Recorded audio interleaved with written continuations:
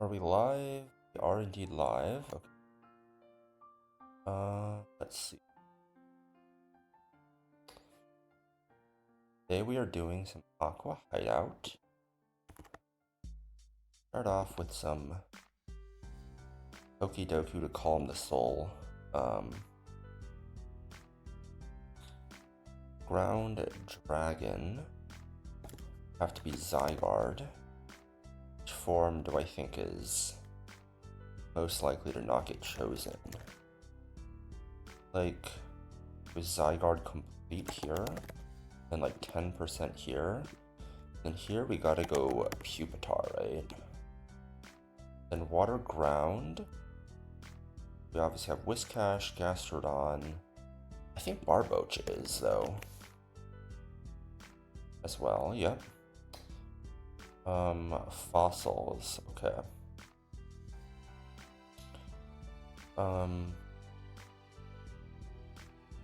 This one's gotta be Tyrant. Why don't we go Dracozolt here? And why don't we go Dracovish here?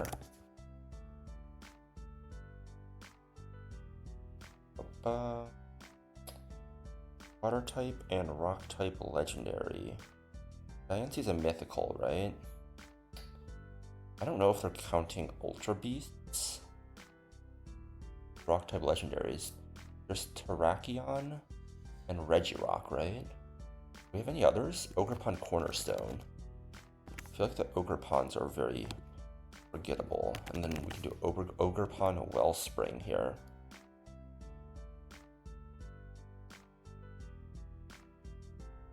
Oh, I didn't know Wooper was ground. I thought Wooper was pure water. Overall, not bad. Anyways, back to pain and suffering in Aqua Hideout. I have lines cooked for basically everything in the hideout. Some of them need to be...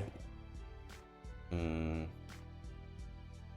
of them need some work, but it should be fine.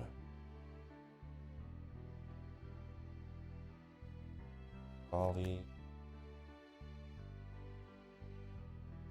Bolt and Ape.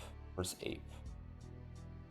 So the plan for this fight is pick up the Oko with Aura Sphere, pre-burn so he can't get put to sleep. And we want to get rid of Hydro Pump so that it's always going to go to Grapple-Locked or slow out damage. Never going to go Pangoro because we fast kill it. Boufflant, we would have to be exceptionally low to bait it in. Like, I think we would have to be below 60%, which is, like, not really possible. Floatzel, we obviously outdamage, and same thing with Kingler, because it has really bad Spadef. Always be grapple-locked. Azu 1v1s this pretty easily. We drain Fake Tears once, and then Draining Kiss. We want to bait in Pangoro next for Gunk Shot.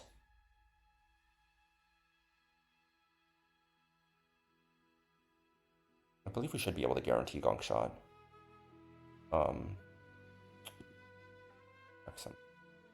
Yeah, if we need to play rough instead of Draining Kiss one more time, we can definitely do that. But we want to bait in Pangoro for fast kill with Gunk Shot. Go to Corviknight, then Gunk Shot. We go Iron Ball, so we're slower than it, so it doesn't matter if it's Quick Claw. Gonna CC, dropping his defense. We're gonna Roost. He's gonna do that again into Golisopod. Golisopod is never gonna get ejected from this, and we're killing with the Silver Powder's First Impression. This is always going to bait in Kingler for fast kill with Rock Slide. It cannot set up agility because it's already faster, and it's always going for Rock Slide. We just go to Pult on the Rock Slide to kill with a Dragon Fang Draco.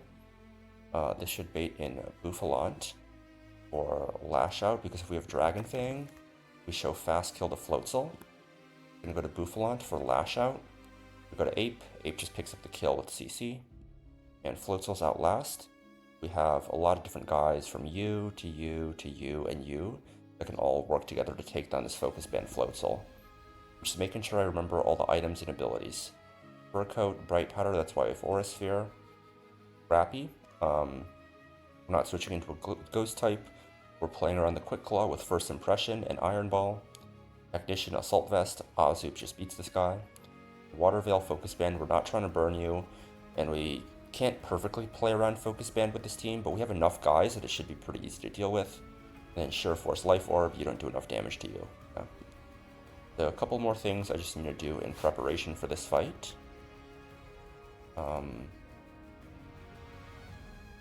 So first we want Corviknight, want Ape, want Golisopod, we want Blastoise, we want Azu. Okay? So first thing first, I think it makes sense. We are already in Lily Cove. Let's go teach Blastoise Icy Wind. I believe it's on the 4th floor. Okay. Where is Icy?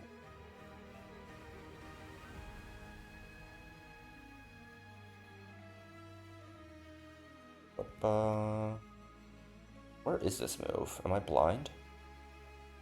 What TM number is this? 33? Okay. So we want to teach Icy Wind over Hydro Pump for post-KO baiting purposes. Next we want Azu here. We're gonna go Citrus Berry.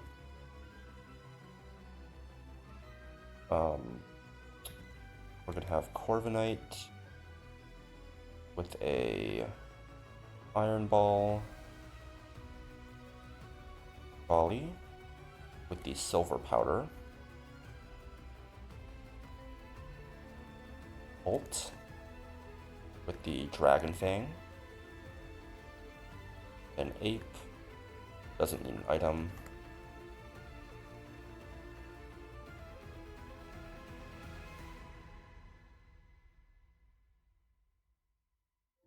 The next things we want to do for prep are we want to pre-burn Blastoise.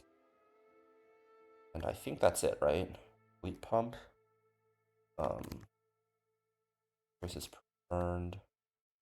Citrus, Iron Ball, Silver Powder, Dragon Fang. I am just going to export guys real quick. Sure that nothing funky going on. Remove all attacking moves. Never set up workup. And it wouldn't matter even if you did, because there's no priority moves. Your moves matter.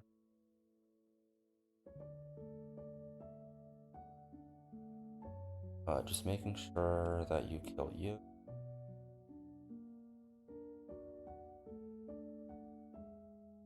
Or faster than us. Kill you. Should be all we need. Guy.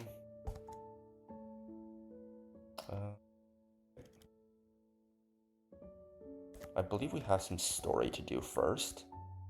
Gotta fly to Slateport.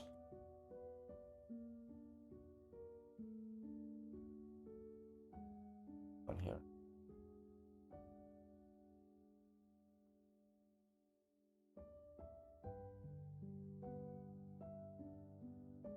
Found an underwater cavern on Route 128.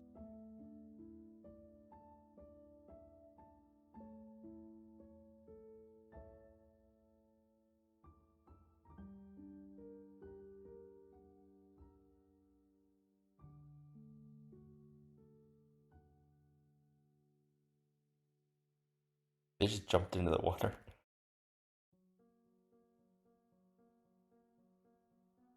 Oh boy.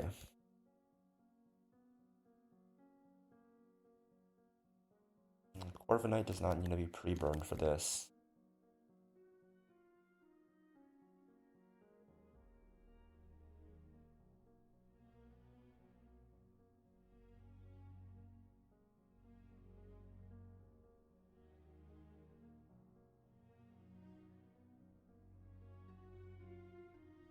Got any of them items?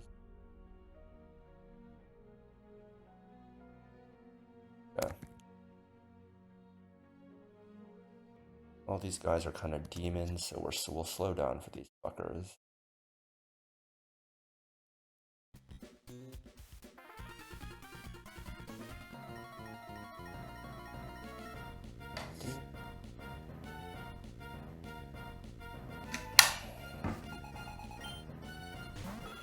Alright, this guy leads with a Persian Alola with Bright Powder and Hypnosis. It's just really annoying to deal with in general. Blastoise is pre-burned, so he can't get slept, and Mega Aura Sphere just one-shots this guy. This is always going to bait in regardless of crit, regardless of miss, regardless of anything.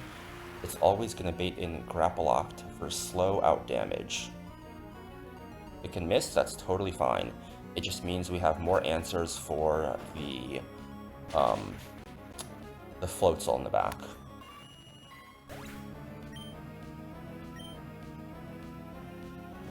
Okay. This is always going to be Grapple-Locked. Azumarill resists all of this guy's moves and kills it pretty easily, even though it is Assault Vest. Okay, it clicks a Whirlpool. That's fine. Turn 1, we are going to click Fake Tears.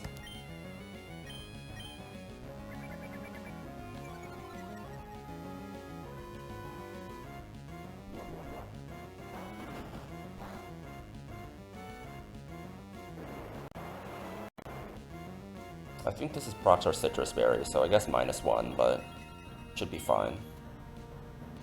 I imagine we're probably going to recover to full from this Draining Kiss here.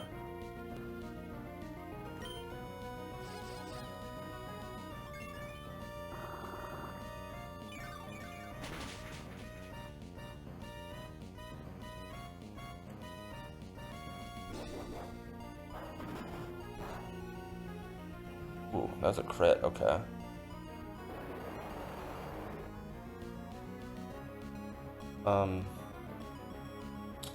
That looks somewhat low. It looks like it's about a third HP. So if we call it a third, we say it's 80. It's like 90 HP. If we recover 3/4 of that, we recover like 70 HP. We're still pretty easily in range of Pangoro's Gunk Shot. So I think I feel good about clicking Draining Kiss again here.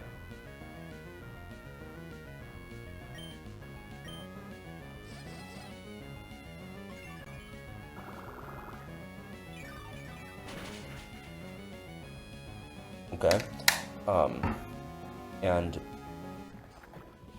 more HP is good for the floats on the back. I actually need to check something real quick. Actually it could have been bad if we got a high roll crit on Draining Kiss. That meant, it would have max rolled and not brought up Pangoro. I didn't realize that was the case. Okay. Because that Draining Kiss did a lot of damage, so high roll crit actually would have killed there.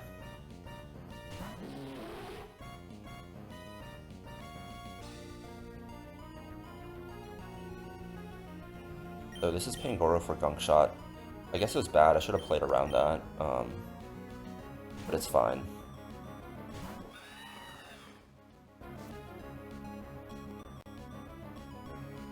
Like, maybe I should have just done double play rough, right, or something. No, that doesn't always kill, or maybe, like, just not Fake Tears. But because we equipped an Iron Ball, we are always slower than him. So we Roost, we still have our Flying type when he wants to close combat us. We want him to do that to drop his defense by 1 stage. Preferably we see a low roll, so we are on full health for the Floatzel. Pretty close to full, so this is fine. Like 3 health below full, I think. So this is going to be close combat again. We're going to go to Golisopod here.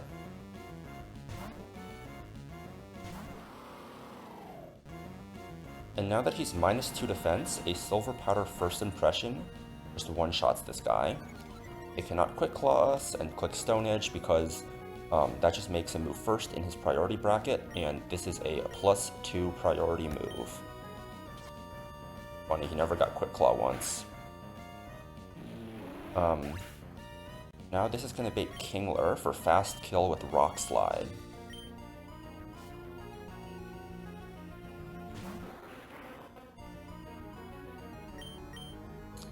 We go to Pult here.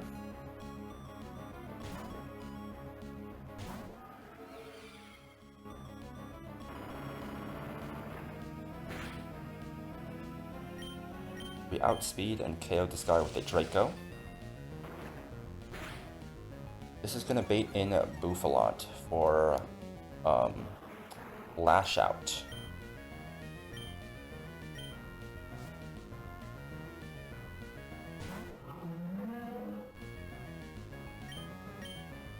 On the Lash Out, we're going to go to Infernape, who resists the move.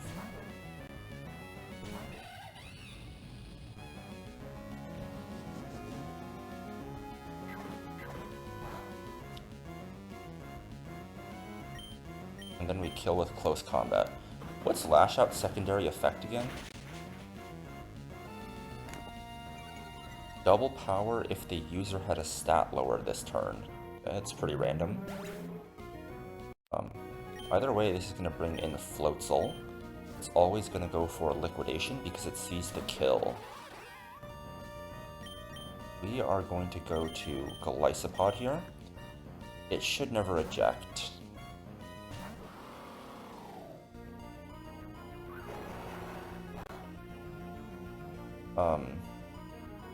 This means we always get a first impression off. Crunch does eject us, but we get this first impression off, which decreases the likelihood of it going for power-up punch. Okay, this is going to eject us out. And let's go to... why don't we go to Azu first?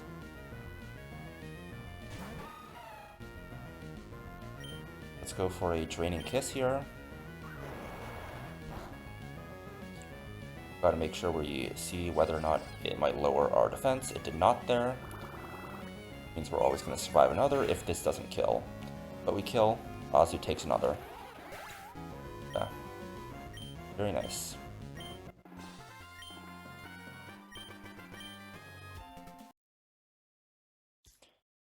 Alright, that's one grunt down.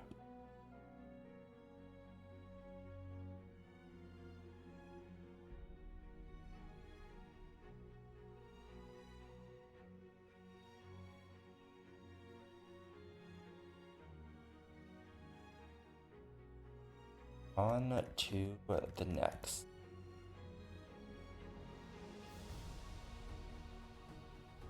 Okay, this trainer is really annoying. There's things that can go wrong, but it's pretty unlikely. So this one we want Drapion.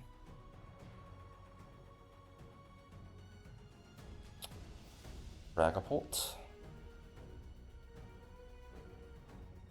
Ursaluna.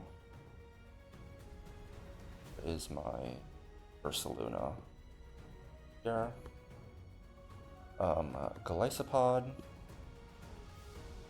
Ventiscorch, and Toxtricity. So the plan is to do Brick Break. You can break the screens here. We're gonna go Aspir Berry, so hopefully we don't get double frozen. Could bait in Hariyama, unless we get attacked twice. If we get attacked twice, it can bait in Superior. Otherwise, it's always Hariyama for slow out damage / slow kill.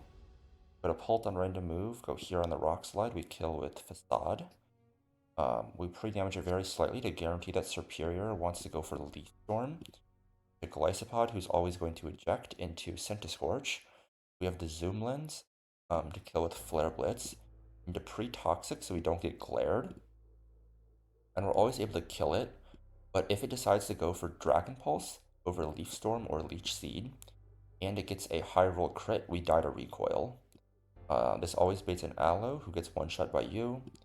And then on the Electros,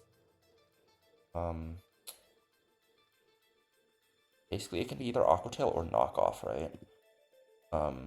Like one option is to go to Drapion here, who always baits Wild Charge in Ursaluna. Otherwise, we could go Pult if Pult is healthy enough. It can take a crit knockoff, because this is with an item, we're going no item. And it always baits knockoff into you when you have no items, so you just kill.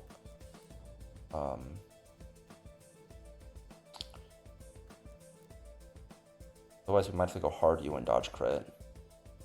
But I don't know if there's any really better routes. I mean, I'm sure there's other guys that kill Aloe, right? We can just switch someone else in on Aloe.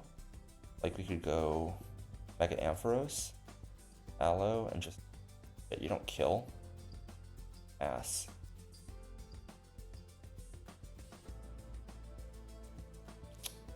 Oh, I didn't realize that. That's pretty funny.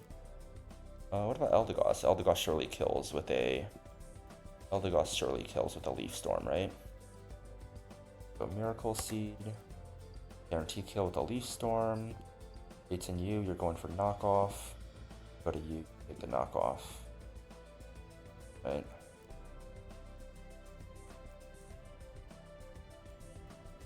Yeah, let's just go Eldegoss instead. Eldegoss, Miracle Seed. Doesn't matter if it Toxics us at all. I guess the risk... Oh, I guess the reason why we don't want to go Eldegoss is that it's able to set up Coil on us, right? Because after we drop our special attack, we no longer show a fast 2-hit KO. Got it, got it. If anyone else that just one-shots the Alomola? What about my Electrode? You don't show you a fast 2-hit. Yeah, and you showed a fast 2-hit KO here with Boom Burst to deny the coil on the switch. What other options do we have here? Called Toxic. Doesn't surely Ursaluna just chains here, right? I guess if you get a Hyrule Scald,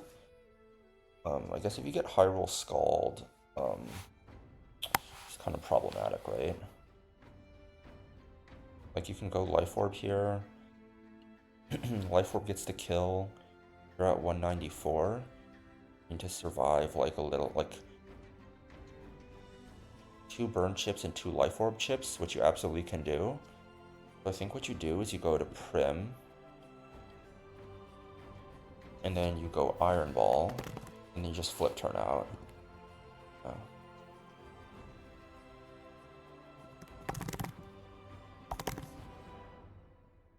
So Ursaluna wants Life Orb, and we can adjust our pre-damage very slightly. It's Aloe for fast kill, switch to Prim and flip turn out into Ursaluna. Luna chains 2. Because we're faster than both, we're pre-burned with a Life Orb.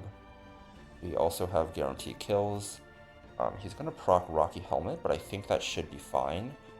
Because we're gonna be at 194, right? We're at 194. We take Burn Chip the turn we come in, which is going to be 19. We're going to take Rocky Helmet Chip, which is 51. We're going to take Life Orb Chip, which is 30. We're going to take Burn Chip, which is 19. And then we're going to take Life Orb Chip, which is another 30. So 19, 51, 30, 19, 30. We always survive on 45 HP.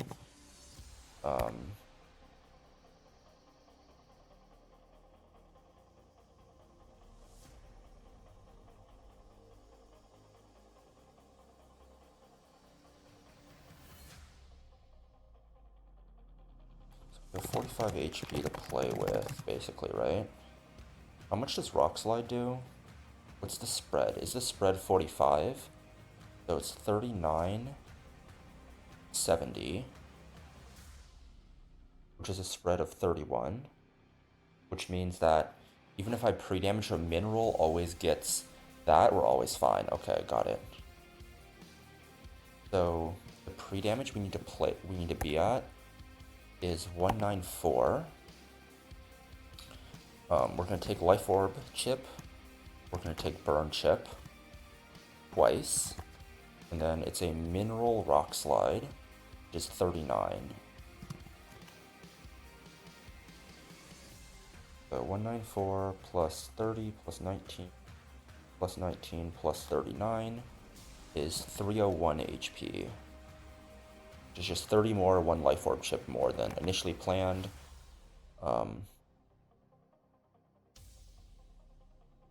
Let's keep no item. We don't need the item. We'll just a pivot here. Ursaluna. Okay.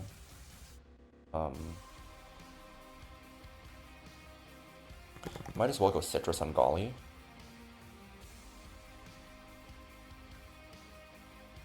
Okay. And then Golly needs to eject to you, which means you need to be at 8 greater than... Is that... Wait, 108... 201? Oh, I have another... Okay, I have a reason why I'm a little bit lower than that. Got it. Oh, sorry, I did not have the calc on screen there. My bad. I was just saying numbers, dude. I was just saying numbers. Torch and Ursaluna. Let's do everything we do here. The first thing that we do pre-damage is Golly. Golly wants to go to 197.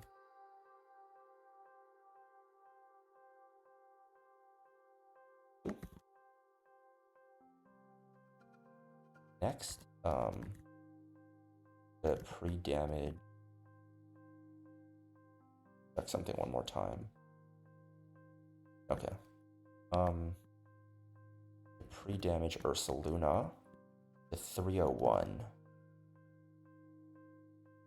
So one more. And then let's do items. Rapion here. Ult. Ursaluna. Golly sent to Scorch Prim. Rapion.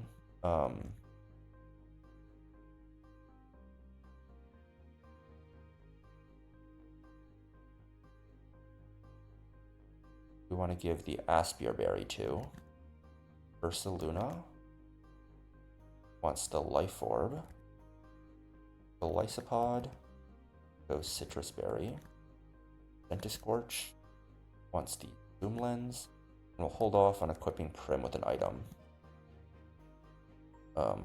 Do want to pre-burn our Ursaluna though.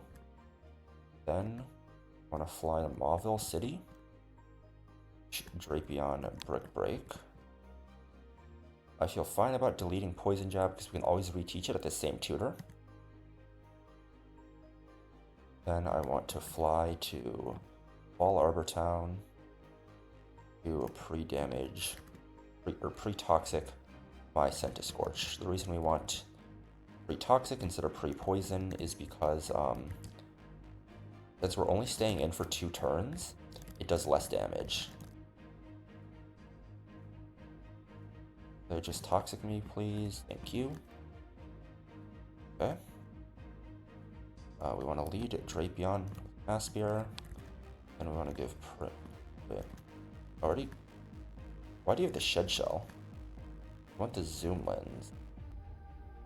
You want the Iron Ball. I mean, obviously he doesn't have knockoff, so I wouldn't be able to get knocked off, but let me just check everything again. So you have an Aspire Berry, we've taught you Brick Break. You have no item. You have the Life Orb. You have a Citrus Berry at 197. You are pre-toxic with the Zoom Lens, and you have the Iron Ball. Let me import everyone into the calc. Check damage ranges and stuff again.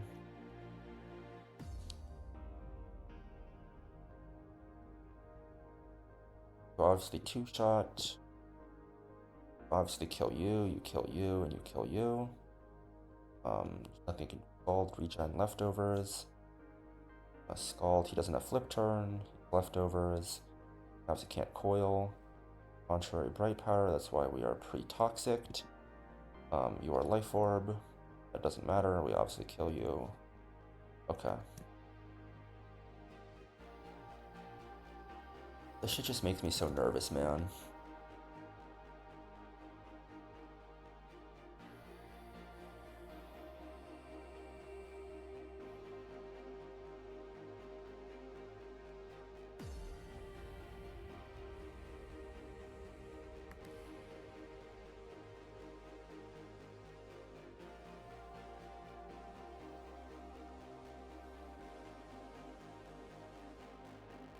So which way do we go again?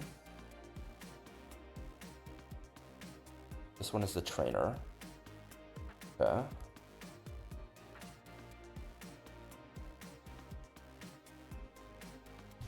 Okay, wait, let me pause the music. The game sound on. Okay, Cryogonal has dual screens and focus band. We have Brick Break Drapion to break the screens. We have Aspir in case we get frozen.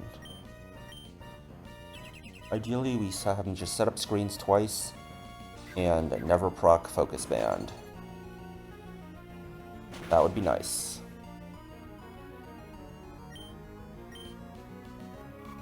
Okay. Let's just not proc focus band here, that's totally fine. Great.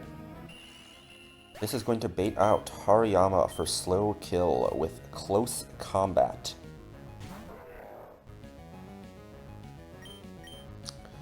We switch to our fighting immunity.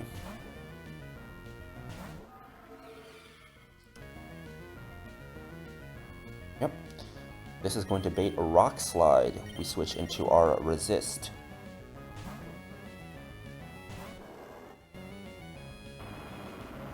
We've accounted for mineral and max roll crit. That was 40, which is like a low roll. We just kill here with Facade. We outspeed because we are jolly. And we have the level advantage. So after this chip, we will be below 194 HP. This is going to bait out Superior for fast kill with Leaf Storm, and always Leaf Storm, it always sees the roll. 194 is the lowest possible roll. We switch to Glycopod here, who is pre-damaged, so he ejects to the Leaf Storm and is never dead to max roll Leaf Storm crit. This is where the main risky part of the fight comes in. There is around a 1 in 64 chance, I would say, that we can lose our Centiscorch here. We always win the fight, but Centiscorch can die.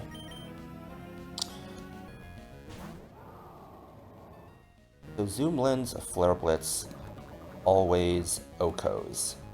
Can't miss because of Zoom Lens, which cancels out the Bright Powder, and it just naturally sees a range to kill. It can't glare us because we are already pre-toxic. Ideally, we see Leech Seed over Dragon Pulse here. That would be nice. Even if it Dragon Pulse crit max rolls, we don't die, but we can die to recoil plus toxic.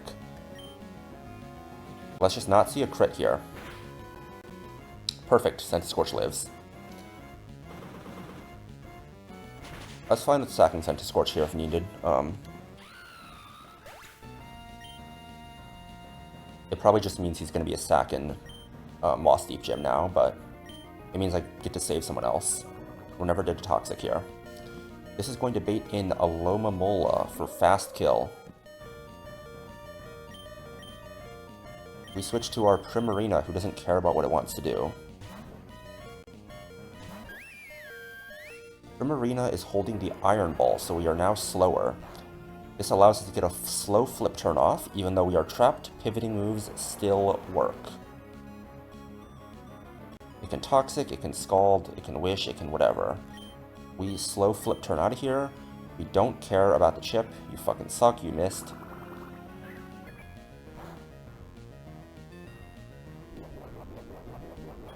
It procs Rocky Helmet. Again, we don't care. We switch to our Ursaluna, who outspeeds and OHKOs both of its guys in the back. It needs Life Orb to kill a Lomomola because it has good Fizz Bulk, but, you know, Ursaluna just really doesn't give a fuck. Guaranteed kill, by the way. We take Life Orb chip, we take Burn chip, but we always survive. Because we just take 30 more damage from the Life Orb on the Electros, we outspeed it, and we one-shot it.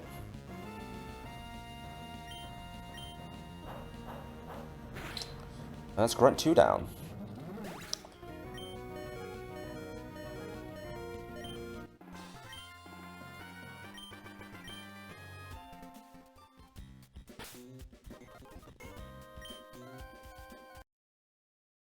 Okay. I believe the correct one is this one, is the Master Ball. Yeah. Oh, Heart Scale, right. Not Master Ball.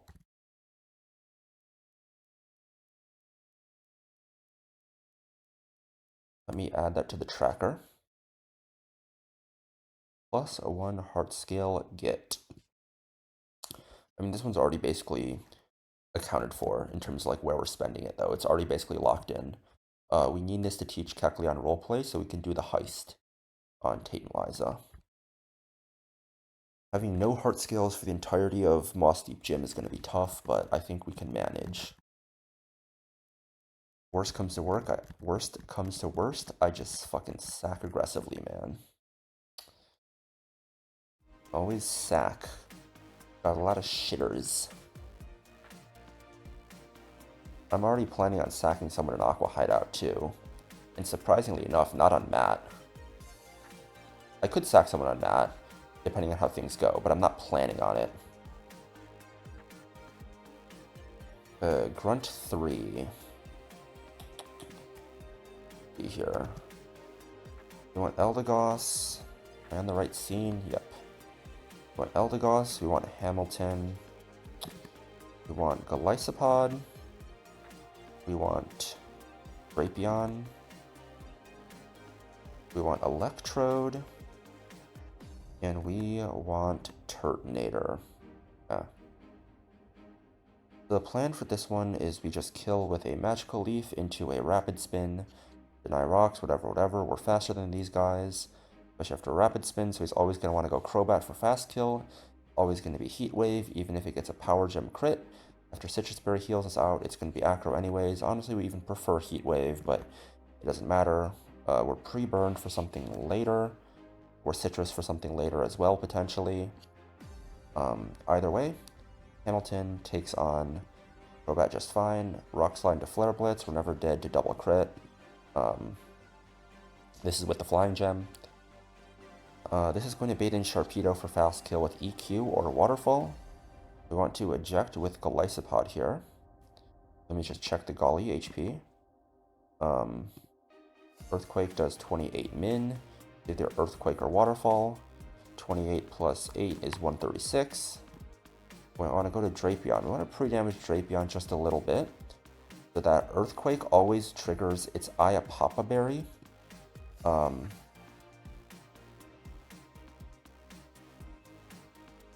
Oh, no. Yeah, so we get a free switch. It's going to Earthquake, proc our Iapapa Berry, and then we Leech Life and go back to full. And then we can, like, knock off on its Focus Band and kill. Because if we do it the other way, right? If we knock off first, we proc our Iapapa Berry, we're not necessarily above 79%. But if we Leech Life, we always go back to full, regardless of how much Earthquake does, because of the Iapapa Berry. Citrus would not do this for us, so that's why I don't think it's Iapapa, I think it's like Mago Berry or something.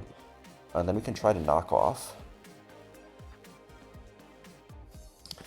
But regardless, if it procs, we can always go to Golisopod. It's never going to Dark Pulse. If it ejects us, that's great. We go to Arcanine and we kill with Extreme Speed because it's on 1 HP. If it doesn't, we just kill with first impression here. If Drapion gets the kill with knockoff,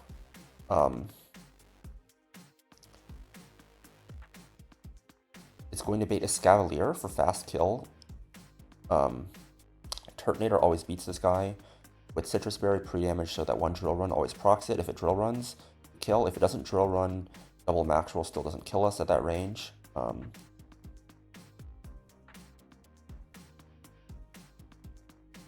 this baits in Lantern. And we basically have Persimberry pre-burn on you.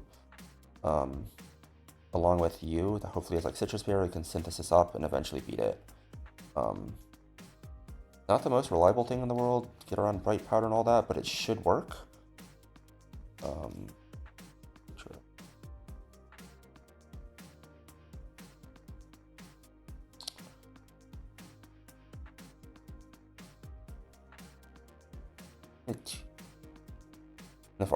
And if you kill, you bait in Lantern anyways, and we killed one of you, and you always win the 1v1 against this Cavalier, even with Quick Claw, can never set up or anything. Never be able to set up on you because you should always see kill. It's also going to see kill on you, and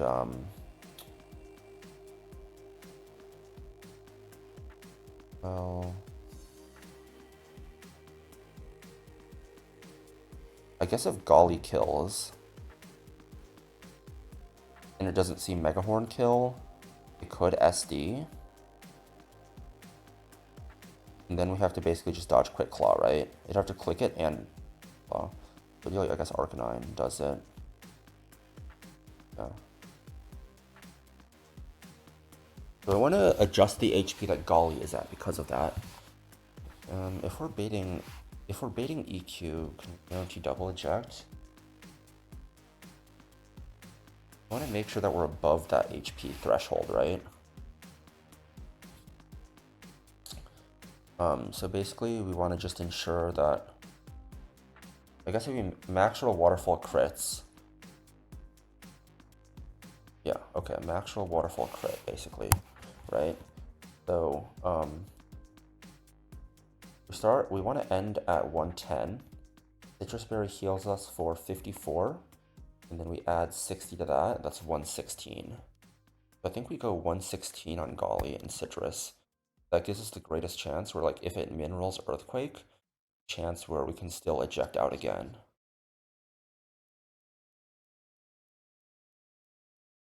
Never be able to Dark Pulse on Drapion, even after an Earthquake. So I think this is optimal. Let me check the Drapion pre-damage. So we want Earthquake, Rocket. Drapion gets that at 52 plus 140, 192. An Earthquake max roll is less than 192. And Turtonator wants a proc on Drill Run. So that's 94 plus 106, which is 200. What I have in my notes.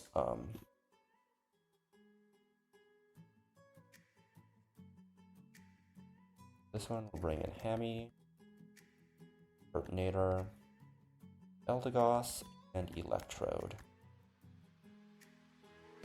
So Electrode here, and I'm gonna go grab my Pult real quick, just pre-damage Drapion with.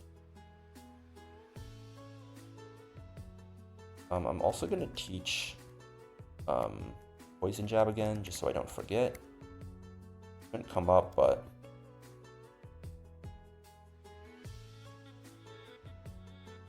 let's do Poison Jab over Brick Break. Okay. I don't want to forget it later.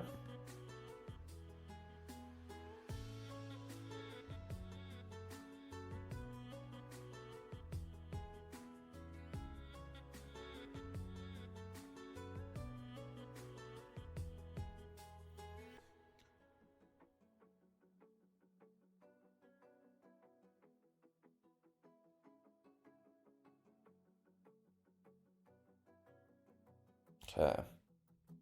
Put a Drapion here. Drapion wants to be at 192. Great.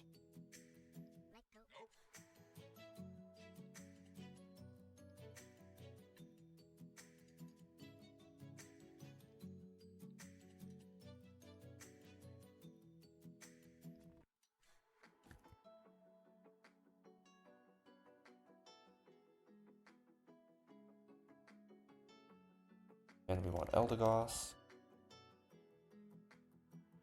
Order is Eldegoss. That's Electrode, not Eldegoss. Want a Citrus Berry. We want a Prism Berry. Also want a Citrus. Want a... So, what does Aguav do? Which nature does Aguav confuse? Aguav Berry.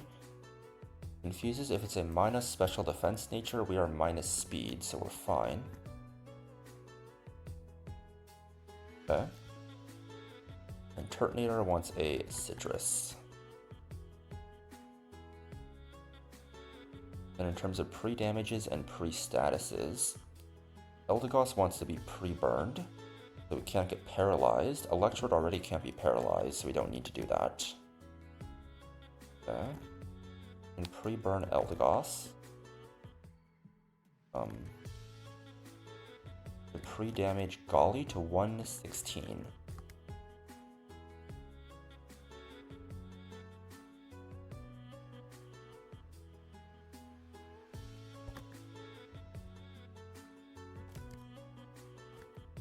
We went a little too low.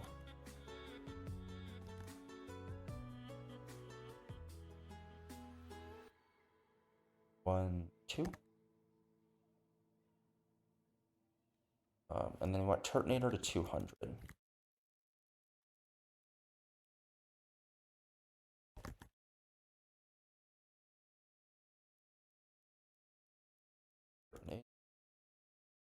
Eldegoss pre-burned full health Citrus. Hamilton wants a Citrus Berry as well. Golly wants a Citrus at 116. Drapion has an Aguav at 192. Electrode has a Prism Berry. And then Turtonator has a Citrus Berry at 200.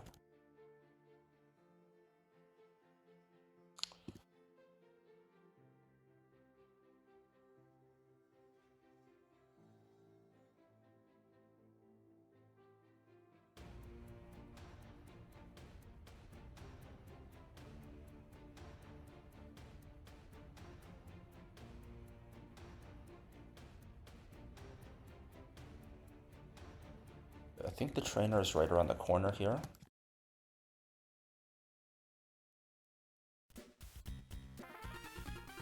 Okay.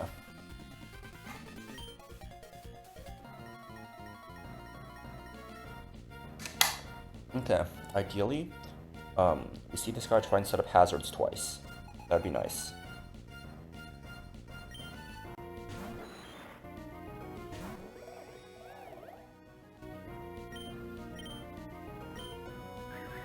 Great.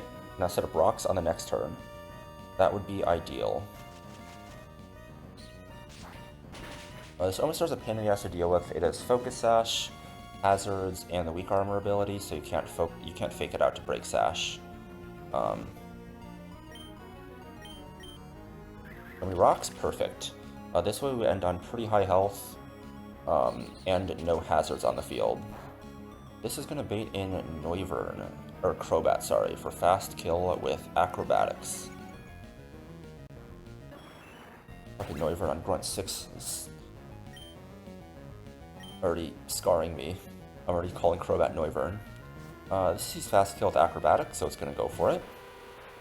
Hamilton does not care about most Crobat's moves. Like, any moves that any Crobat has, basically, ever. Burns up the Flying Gem.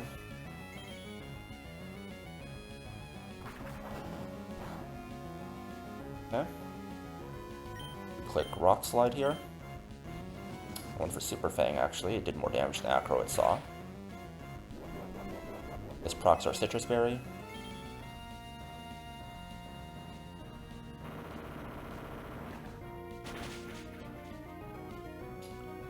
We are able to kill this within extreme speed.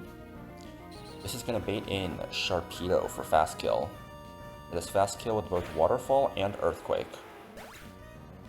I would say we don't have a terrible preference which one we get. Maybe Earthquake slightly, but it doesn't really matter. Sharpedo's super annoying. It has Focus Band, great coverage, speed boost, yada yada. We go to Golisopod to always eject on either Waterfall or Earthquake.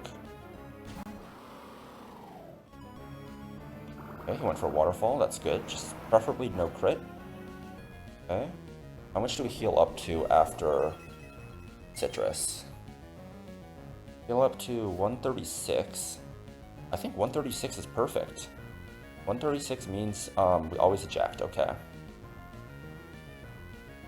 So we're gonna go to Drapion here on the free switch.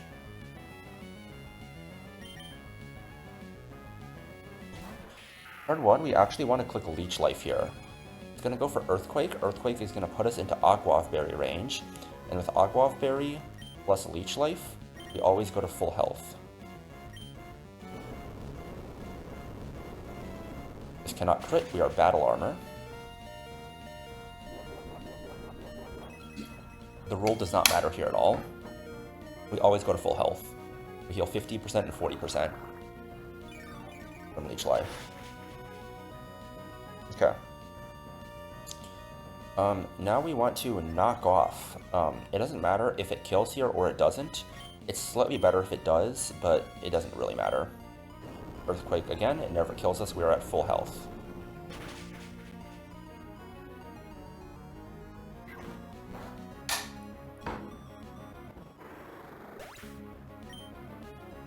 Okay, we got the kill. This means we bait in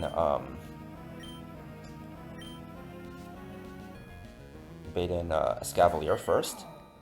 This is going to go for, I think, completely random move. It does not matter what he clicks here. Switch to Turtonator. If it goes for Drill Run, it procs our Citrus. If it doesn't go for Drill Run, it never kills with the next move, and it cannot set up Swords Dance.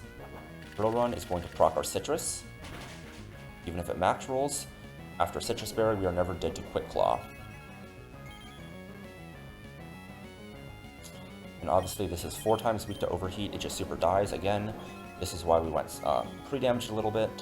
So in case it does this, we are not dead to like a roll that doesn't proc Citrus into a high roll. Okay. What do we bait at this HP? Do we bait Thunder? We show kill to all rolls of Thunder and all rolls of Hydro Pump. Okay. I think we want to go Eldegoss first. I think it makes sense to go Eldegoss first.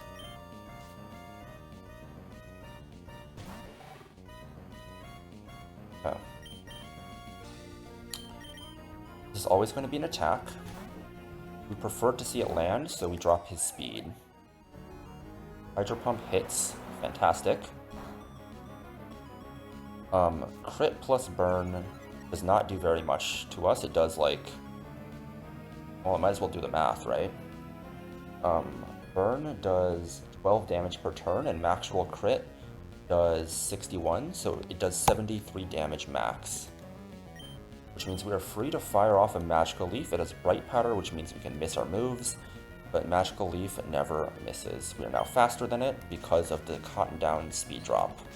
We prefer to not see Confuse Ray, but if it does go for Confuse Ray, it's whatever. Okay, it goes for Confuse Ray, that's fine. We're now just going to switch out. We prefer to see Thunder here.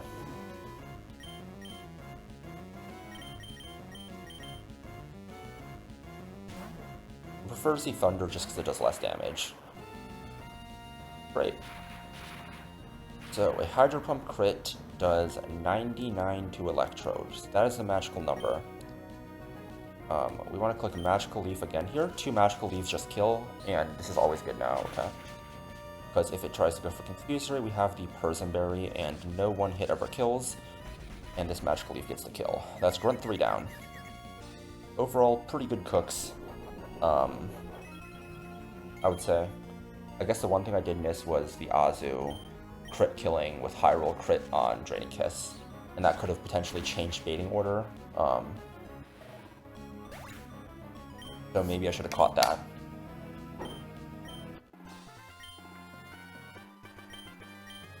Okay.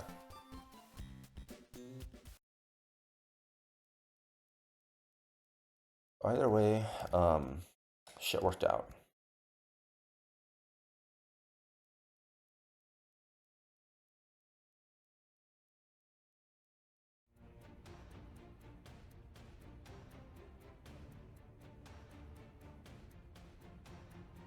Man, I've been live for an hour and I only did 3 pre-cooked fights. Shh.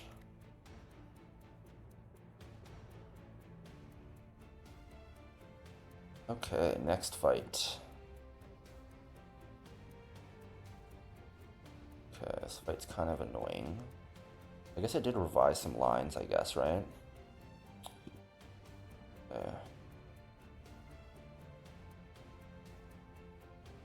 Okay, so this one Infernape, Golly, and to Scorch again. Excadrill, where's Excadrill?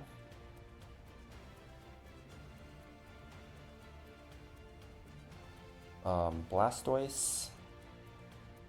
And I believe I was deciding between Clawitzer and Slowking in the last slot here.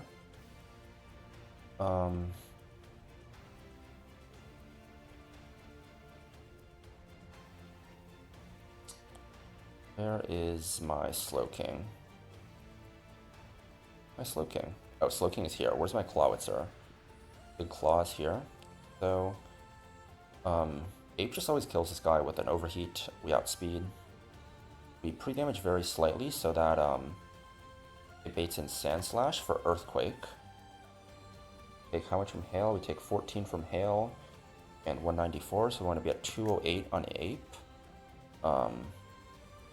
It's going to want to EQ. We go to Golisopod to eject to EQ. The HP we need to be at for that is 132. We eject into Centiskorch, who kills with the Fire Lash whenever dead to anyone hit. This is always going to bait in Ice Cube for fast kill with Head Smash. We switch to a Scavalier on that. And I believe multiple people have confirmed this, but Belly Drum does not take into account Ice Face. So it sees that, oh, if it Iron Heads me, I'm not able to set a Belly Drum, so I'm not going to Belly Drum. Instead, I'm going to Icicle Spear here. Actually, it's going to Aqua Jet here, because if we have the Metal Coat equipped, it sees that we kill it with Iron Head. We do need Metal Coat to kill you in one shot. So, it's actually going to Aqua Jet. So Ape takes 2 crit Aqua Jets, no problem. We always, because we're at the HP to bait this, 2 crits, 2 Hail Chips. We have Citrus Berry as well. We just kill with an Overheat here. We're never baiting in Wall Rain because we showed a fast kill. It's always going to go Clef. Oh, okay. That is kind of invalid then. So we showed a fast twit KO with Flare Blitz, so we can never set up Cosmic Power. It's always going for Moonblast. We switch to Excadrill, who tanks it, kills with the Metal Coat boosted Iron Head. And then it's going to bait in Wall Rain. Wall Rain's going to go for a Scald or Blizzard, right? So we just want to see what the best move is. I think Blastoise is pretty good. I think we just go Claw. I think we just go Clawitzer, because we're baiting it in at the end anyways. We get around Bright Powder with that. We pre-burn both of these guys so we can't get Toxic or Frozen. And we outspeed to kind of deny Substitute anyways. So I think it makes sense to go Claw here. So overall, pretty simple cook here.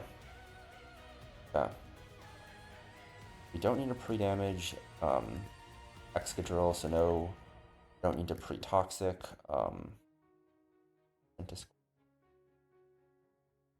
Excadrill. Where's the Claw? Claws are so cool, man. Infernape, Lysopod, Torch, Excadrill, Blastoise, Clawitzer. Do our pre-damages first. First one we want to pre-damage is Ape. Ape wants to go to 208.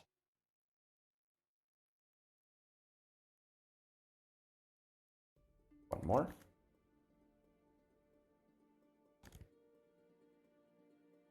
Next one we want to pre-damage is Golly. Golly wants to go to 132. It shouldn't need to eject again, but I'm gonna go Oranberry. This line should be 100% safe. Okay. Next one. Those are the pre-damages we need. We need a pre-burn Blastoise. A pre-burn Clawitzer. Ape wants a Citrus. Golly, we can go Orin. Ventiscorch. Guess we can also go Orin. We don't need Citrus.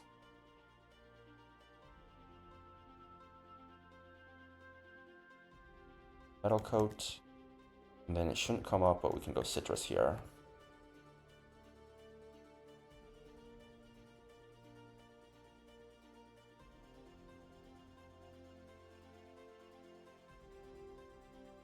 So you're Citrus Berry at 208. You are 132. You don't need anything. You have a Metal Coat. You are pre-burned, and you are pre-burned with a Citrus, even though that shouldn't come up. Okay. Let's export everyone into the calc. Just make sure we have the ranges. You kill. You show kill. You don't show kill. Kill, you kill, and you kill. This is the easiest fight in Aqua Hideout by far. Like, this is the only one where I think it's literally impossible for anything to go wrong. I think there's the least RNG items here, you know? Just like Scope Lens, but you literally don't care. Like Match Guard, you don't care. Weakness Policy, one shot. Ice Body, whatever. We just make sure items. Weakness Policy, Bright Powder, yeah, we're playing around that. You don't care about crits because it's not Sniper. Then you don't care about crits because it's not Sniper, and you're just getting one shot. So, yeah, this is like by far the easiest fight here so far. Okay, where go from here? Save. Real quick. Also gonna slow things. I'm not sure what the correct path is here. Are we going here? Is this an item? Oh, okay, we got the Master Ball. So we can do that once we get Roamer. What? Oh, okay, I guess that leads back there.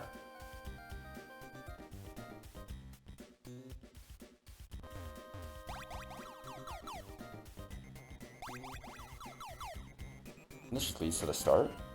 Okay. Interesting.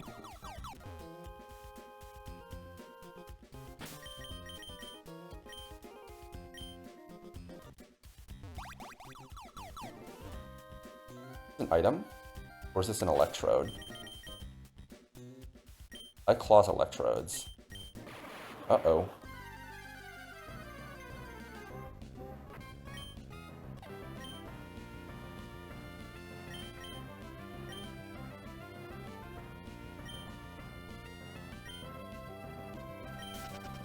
Okay, it was a slow one.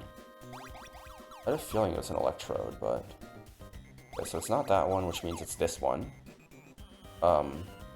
Left or right? Not left. Means it's right? What the fuck do you... Okay, I'm assuming this is the right grunt. Okay.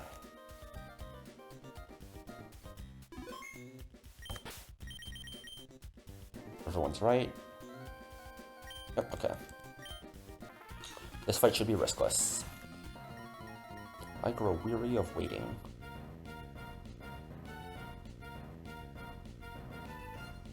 Okay. But leads with a Ninetales Alola, who's gonna set up the hail. We don't care, we just kill this fucker with a Flare Blitz. Or with an Overheat. Don't even need to fake out first. Let's use Light Clay and not Focus Sash.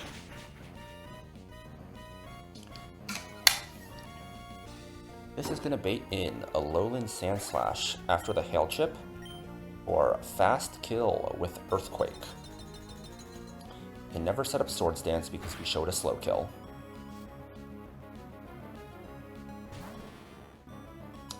On the Earthquake, we switch to Glycopod to get a free eject, because if it gets enough crits, things could get annoying in terms of baiting and yada yada yada, so this is why we're just doing this. This is going to eject us. We have another exit banked if we need it. Really won't matter, but we go to Centiscorch. Take Hail Chip, it does not matter. He's going to either want to go for Earthquake or Triple Axle, and they don't matter. We kill with the Fire Lash, it is literally quad effective.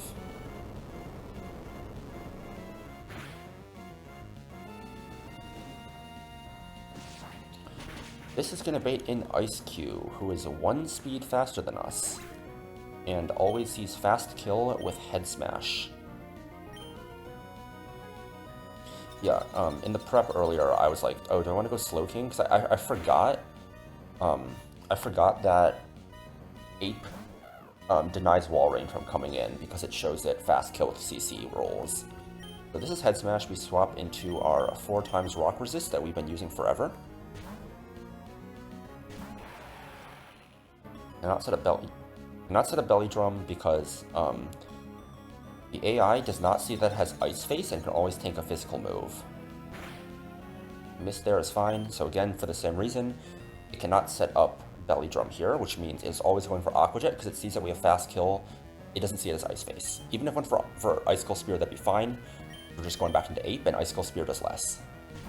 But Aqua Jet is fine. Ice Q has terrible base attack, so it doesn't matter that he's going for Aqua Jet. It's non-stab anyways. So he's going to go for Aqua Jet again here this next turn. It doesn't matter, it can never kill us. Even with a max roll crit, it does like 37% max. Just kill with an Overheat here.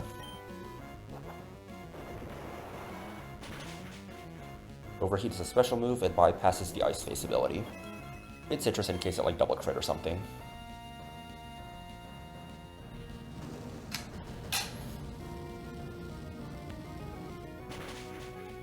This is going to bait in Clefable now. It is incentivized to never go Wall Rain because we have a couple rolls of close combat that are fast kill.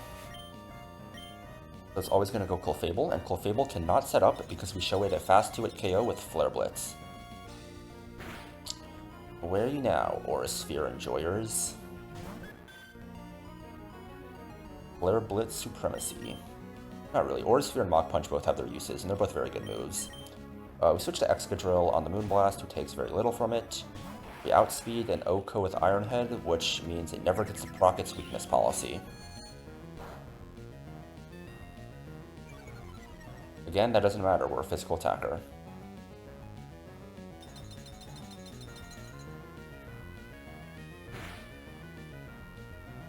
We just kill with an Iron Head here. Excadrill is so good, man. I love Excadrill. One of my favorite guys from this run, for sure.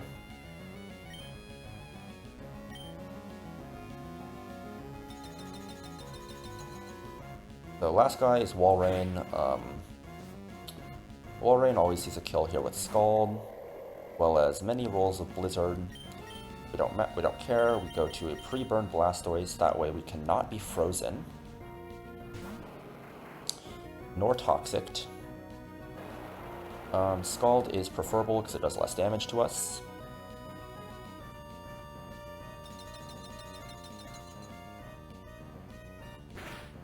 It would be really funny if he tried to substitute here and then failed because we did too much damage.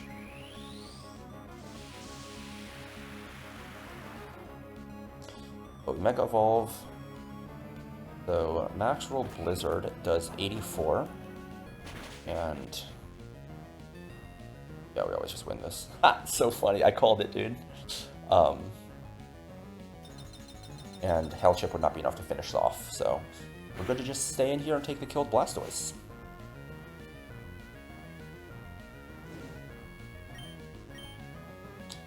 And that is Grunt 4 down. Grunt 4 was super easy, riskless. I think Grunt 5 is also riskless, and then we get to the Demon Grunt 6, so...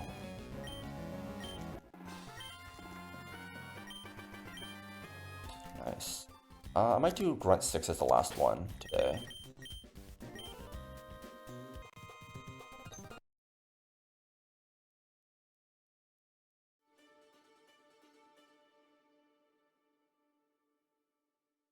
Not sure yet. Grunt 6 is fucking annoying though, so... Maybe I'll spend more time thinking about it tomorrow, but... Grunt 6 the one I'm sacking on? Or is that Grunt 7? I think Grunt 7 is the one I'm sacking on, if I remember correctly. Let's grab our items first. Take that.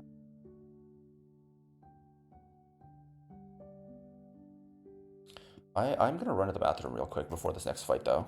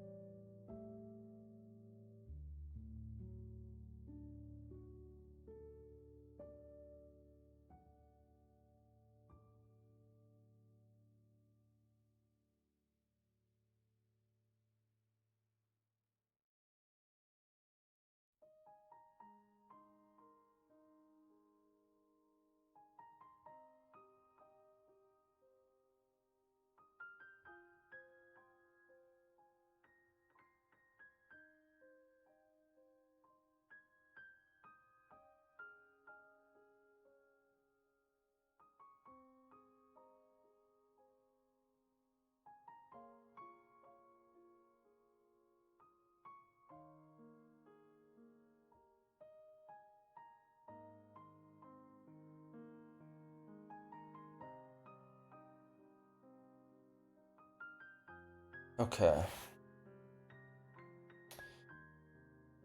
Grunt 5. Push the C back to the calc. One was pretty easy from what I remember.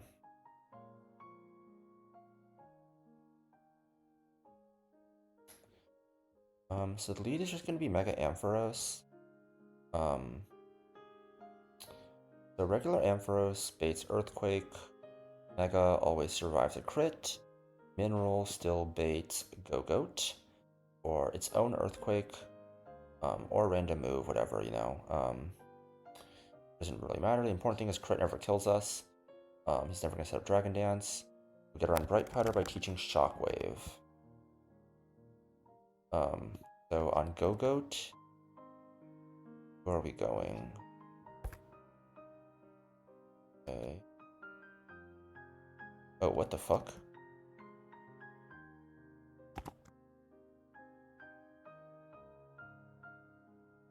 So it's random move, we just go to Corviknight on the random move. Corviknight just beats this guy pretty easily. Or no, we don't want to do that. We want Corviknight to bait Rock Slide. That way we have a free switch into Golisopod. Able to eject out. Ape. Ape kills with a Flare Blitz. Then we show fast kill to both of these guys with Flare Blitz. So it's just going to go in team order. It's going to go to Raichu first. Raichu is always clicking Psychic even after Flare Blitz recoil. It has Focus Band, so we can't just go for the kill. On the Psychic, we go to Drapion. Drapion knocks off... Drapion's immune to Psychic. It cannot Nasty Block because it sees we kill it, so it has to click Discharge. We have a Cherry Berry for the Discharge. It either kills or doesn't. If it doesn't, it has to go for Discharge again. And we just go to Donphan, who is able to kill now that Focus Band is knocked off with an Ice Shard. And then with Black Glasses, we kill with Cursula. And if we don't need that, knockoff kills just both of these guys. So, yeah, let me just make sure the pre-damage is right on you. 76 plus 8 is 184.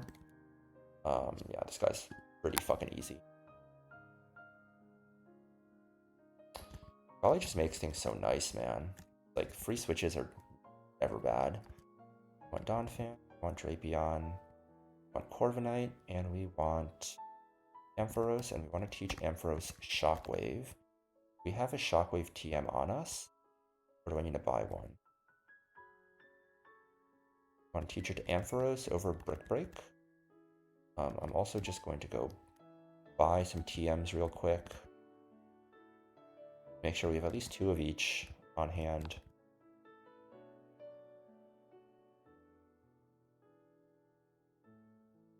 What's that, Seismic Toss? That's Rock Tomb.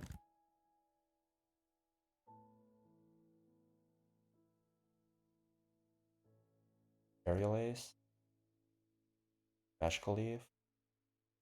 That's that, okay. We should have enough TMs for at least a little bit.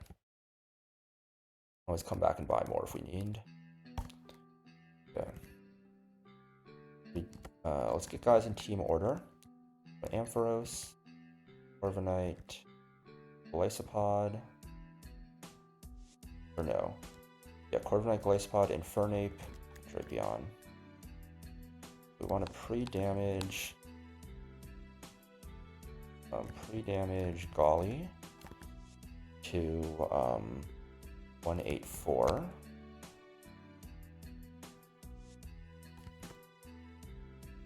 Two more. 1, 2.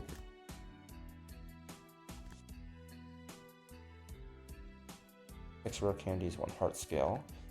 Now items, Corviknight doesn't need an item, Golisopod does not need an item, Ape does not need an item, Donphan wants the Cherry Berry, Drapion, or Donphan wants the Black Glasses.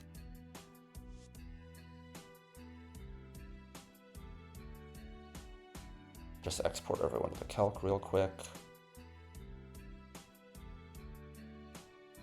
Obviously show kill there, show kill there. And you show kill. Did I not teach Shockwave yet? Oh, right, because it's Mega, that's why. The Ampharos Mega with Mold Breaker. Yep. Okay. Ranges have all been shown.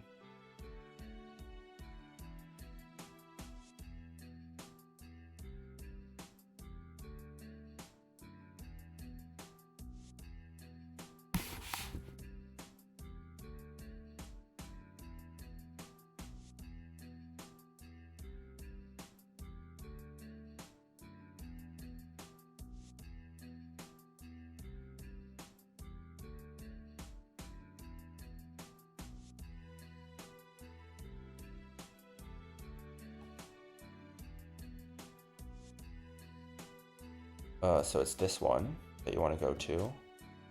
Go here. I have no clue where I'm going. It's not this one. That one again. Go here. I guess you go this way.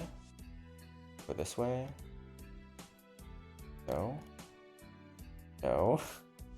How the fuck do you navigate in here again?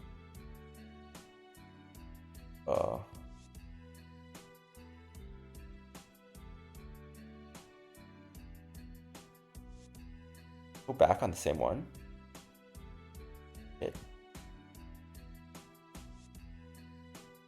Go here and then you go here. Okay. Got it.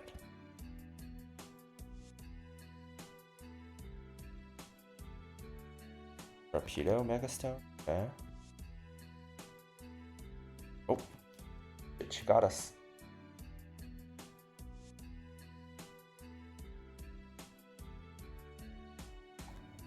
Okay. So he's gonna want to go for Earthquake. Mega Ampharos never dies to crit, so we just Mega Evolve and Shockwave. He's always gonna bait and Go-Goat, Mineral, and Maxwell crit always get Go-Goat. We use Shockwave to avoid the Bright Powder. Mega Ampharos is really nice. I'm a big fan. This is going to be Go Goat. Go to Corviknight here. Like, we don't need this eject. Like, we can probably come in on a Rock Slide just fine, but might as well do it just to make sure maybe it can't discharge on the switch or whatever, you know? This is exactly at eject range. We go to Infernape here. We outspeed, Oko with the Flare Blitz, Ortisphere and Mach Punch Enjoyers and Shambles. We show Fast Kill to both down the line, so he's just going to bait down the line. Raichu sees kill with a Psychic, so he's always going to go for Psychic. However, Psychic is ineffective against our Dark-type Drapion.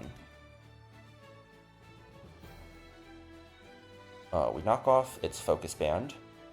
If it paras, we have a Cherry Berry. And if it doesn't kill, we are also fine. Okay, got the Focus Band. But we knocked off the Focus Band.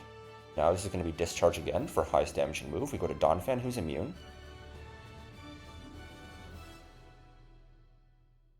And we just killed an Ice Shard. And then we outspeed the Cursula. And because we are holding the Black Glasses, we are able to just one-shot this guy with Knockoff. Simple, riskless, Grunt 5. Oh, sorry, I forgot to have game sound on that one, but I figure it's enough that I don't need to do that.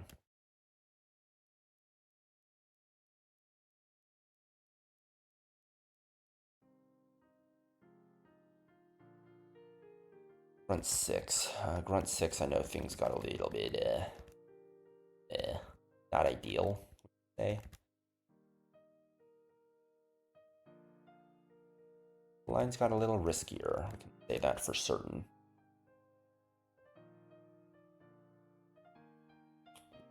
Read my notes for Grunt 5.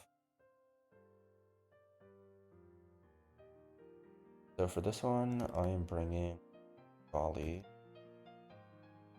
Not Drapion and not you. Going Azu. We're still bringing Ampharos.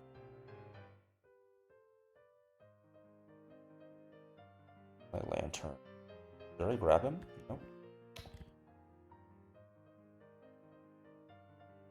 Level up Lantern and import him again. We want Basculegion. And we want Electrode. Okay. Level up the Lantern.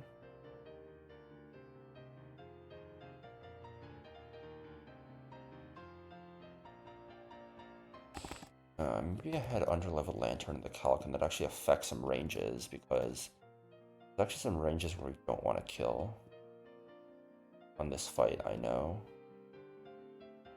We can like finish with a particular Mon, basically, right? We have Electrode here. Have Ampharos. Have the Azu. Have the Basculegion, and we have the Lantern, okay. Yeah, this fight is death sackless. It's the next fight that has a sack, okay. I think the next fight is riskless though if I sack, right? I'm pretty sure it is. I just have to sack. But again, maybe I'll like reconsider lines tomorrow, so I'm probably not going to run that fight today. Okay. So we want to teach Ampharos Thunder, because Thunder always one-shots this Politoed. Non-Mega Ampharos always baits Weather Ball, and we want to pre-burn. So based on what Weather Ball does, we can bait different guys. If Weather Ball doesn't crit, we take Weather Ball plus burn. You don't see kill because it's gonna do like I don't know how much, like 4, so we're gonna be at like 46. But you're gonna see kill. Even if you get Mineral, it's still gonna be Noivern for Dragon Pulse. But if we do get crit, it's gonna do min like 67, so we're gonna be like 33. We're never dead. But it's always going to go Heliolisk, and it's going to see kill with Hyper Voice. Never Weather Ball, it's always going to be Hyper Voice, importantly. It can never be Weather Ball because or I guess if we get like very max rolled, it could be showing highest roll, right? Because what's burn? 15. So 244, 242 minus 15 minus 173 is 54, which no, it's never Weather Ball, it's always Hyper Voice. So basically, we have two routes. One where it baits Heliolisk first, and one where it baits Noivern first. Let's look at the Heliolisk line first, which is Weather Ball crit. So we always want to go to Baskia Legion here. On the Hyper Voice, this is going to bait Thunderbolt. We switch to Lantern. We want to pre-damage Baskia Legion, so it's always dead to Thunderbolt. And I think we want to stall this guy out of Hyper Voices and Thunderbolts. How much PP does each of these have? Thunderbolt has 15, and Hyper Voice has 16. So as a whole, he has more, he has slightly more Hyper Voice PP. But if we take one, we can like take a few and heal up before stalling him out completely. That way all he has left is Weather Ball, and we want to teach Electrode Shockwave, right?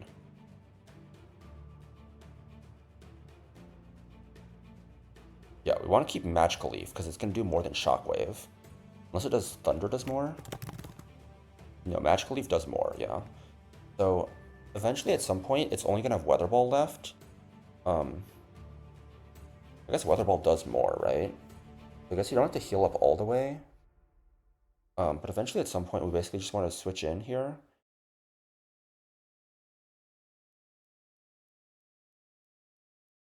Ideally, we take a few more Hyper Voices here to fully utilize the healing. And when it has low amount of Thunderbolts left, we go here. We get the kill with Magical Leaf, right? Because 4 Thunders is going to deal 39 damage min. 208 minus 39, 39, 39, 39. I'm going to leave him at 52, which is always in Miracle Seed Magical Leaf range. And if one of them max roll crits, it's going to be an increase from... Well, I guess if we get... I guess if we get all max rolls and one max roll crit, how much is that? Right? We get 47, 47, 47, and 70. It kills.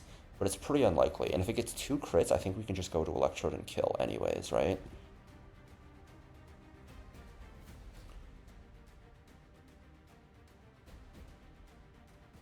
Might have to risk it slightly. Or come in on a Thunderbolt and potentially Volt Switch out. No, we can't do that. I want Miracle Seed. So we basically want Electro to get the kill. Because what that does is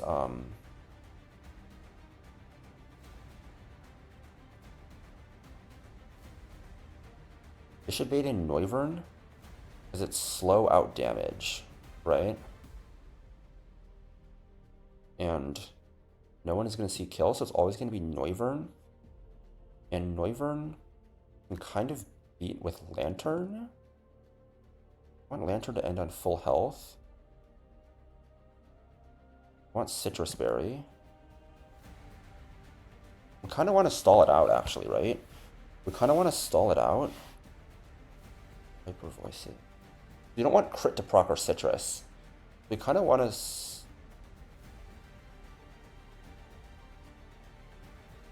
turn 1's going to be Hyper Voice. Hyper Voice.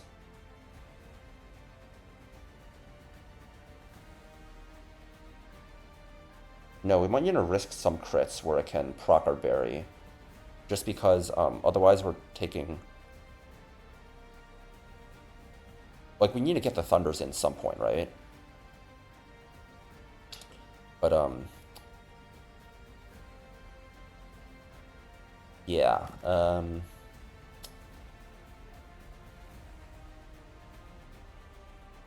If we get Hurricane confused, that's kind of fucking ass, though. If I'm gonna be honest. Maybe we could consider pivoting Mega Ampharos. Lantern might end up getting sacked here.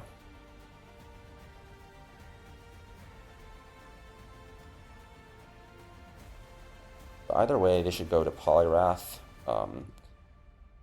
Because, yeah, it'll just always be Polyrath. It'll be a very weird amount of HP to bait Gyro Ball kill, but not Drain Punch kill. And Polyrath always gets 1v1 by this guy. Because reasons. And Ape one-shots you. And if you're last, it's always fine. If it goes Noivern first, we basically need Lantern to 1v1 this guy. Comes in a Dragon Pulse. Hopefully it double teams a few times. It's more likely to go Noivern. It's much more likely to go Noivern first. And then once you're dead,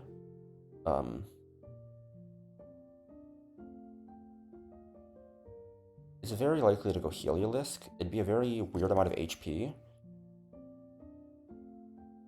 It'd be Polyrath, but if it is you, it should always be Hyper Voice. And we can again just stall you out here, heal back to full, get the 1v1, get Polyrath in, 1v1, 1v1. If we get Polyrath first and we need to go Azu, it's going to be in Heliolisk for Thunderbolt, or we can go to you and then we can get the 1v1. So this should be fine most of the time. Things can go wrong if we get Heliolisk first. If we get other crits and Noivern goes crazy on the Lantern. Lantern usually wins the 1v1 with Noivern, but I just don't have anything better for the Noivern, you know? Like, it just hits so hard.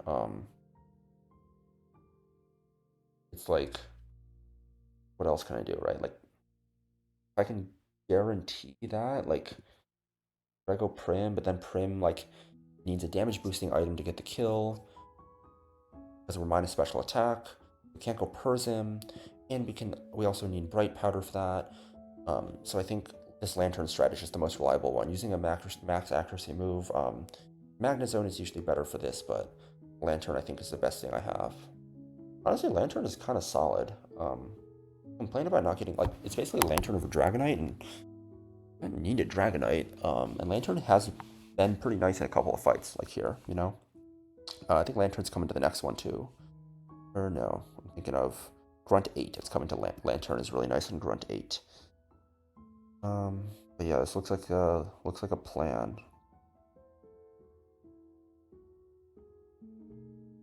Do I have everyone out? Yes, I do.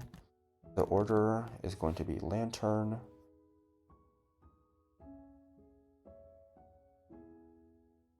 So we'll go Lantern.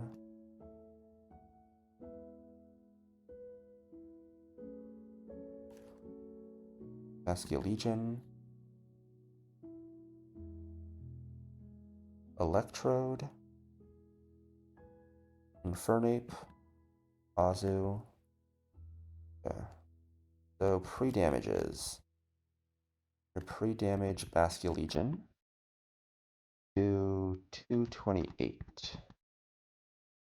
We'll give you a citrus even though it shouldn't be needed, just in case we might need you on a steer. One more.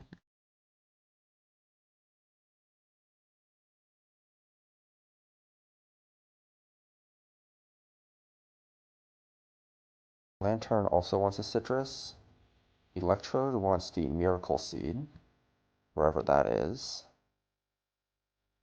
Miracles. Ape wants the Charcoal. And then Azu wants a citrus. I'm going to pre-burn Ampharos.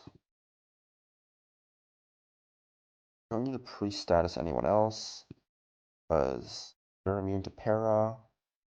That's never going to come up.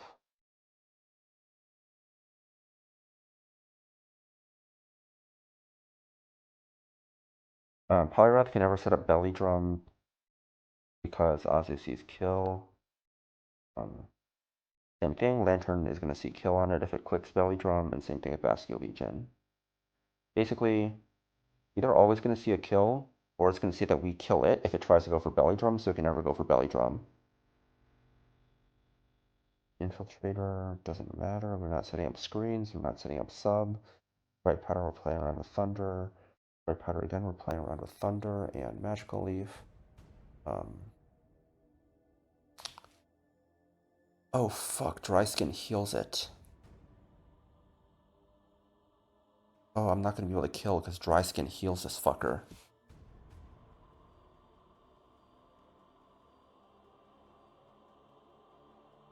Oh, I need to recook. Well, I'm gonna recook off stream because I don't have it in me here to do that. Okay, good thing I check. Good thing I check. I forget. Oh, dry skin. That's so annoying.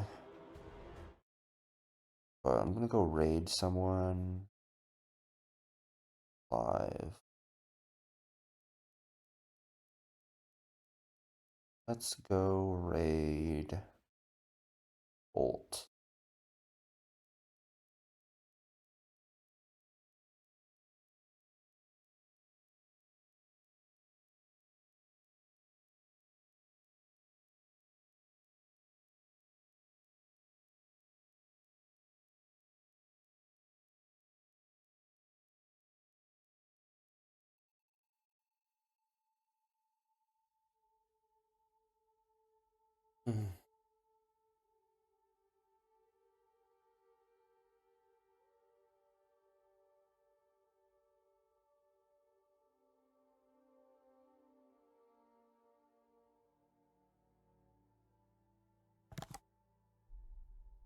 A variety stream time. Gotta be Shinotic. Type that doesn't evolve. What about Carbink? Dual type, Diancie Mega. Okay, grass types and dual types and no Evos. Gotta be Tropius, right? No, maybe someone else would have been better there. Tropius would have been good here. Grass types. Well, you can go Celebi. Celebi works for all of these guys.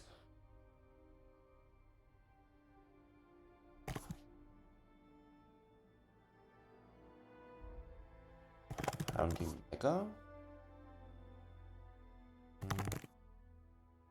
Bloom. Grass type. Nuzlocke. No. Z-Dot.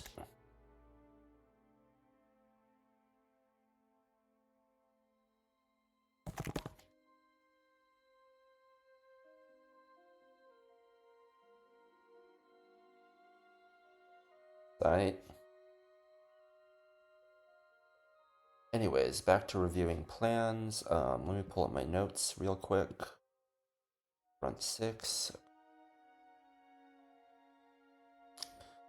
One is Bolt, Lantern, Eldegoss, Clawitzer, Ape, and Azu. So the plan is to bleed Pult. Pult kills with 2 Dragon Darts. Because we are max bulk, we can't get killed by Ice Beam crit. And we have a Lumberry for Ice Beam freeze or Hypnosis. Basically, depending on whether or not it attacks us or not, we get a different guy. If we don't get attacked, we get Poliwrath. We're pre-damaged to 240, so it outdamages us. Checking to make sure. 134 over 243 means he does 55 to us, which means he outdamages us. And at 243, we're never dead to Ice Beam crit. But if he does attack us, it means we get put in range of Noivern, because we always outspeed and O-code this guy with darts. So it's gonna go Noivern for random move. If we get Noivern first, we need Lantern. If he doesn't attack us, we outdamage this guy, or like we slow kill him. And this guy is slow out damage, and this guy is fast out damage, so it's gonna go Noivern. The Lantern kind of needs to clutch up against the Noivern. We have a Citrus Berry. I don't really have another way around it. Lantern is usually going to bait Heliolisk. We go here on Hyper Voices. And then we can go to Eldegoss to drop its speed on these moves. And go back to, it doesn't matter if it glares us ever. Because neither of them are clicking attacks again, they're just baiting. So we get a -2 speed, Life Orb or Sphere kills. After we drop its speed, it ignores the Bright Powder. This should bait in, because we're coming in on a Hyper Voice. So switching in from Eldegoss, we should be low enough to always bait Poliwrath.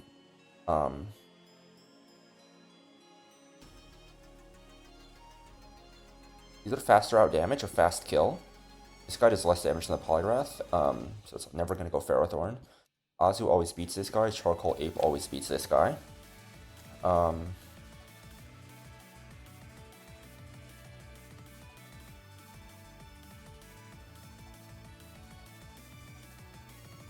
We might need to go hard Eldegoss if you come in and there's a potential for it to be Weather Ball, because that would be bad. Basically, the point is we want to avoid Eldegoss taking Hyper Voices because we have such bad Special Bulk. Yeah. And if we get Poliwrath first, just beat it with Azu. It's always going to bait in Heliolisk. Yeah, it's always going to Heliolisk.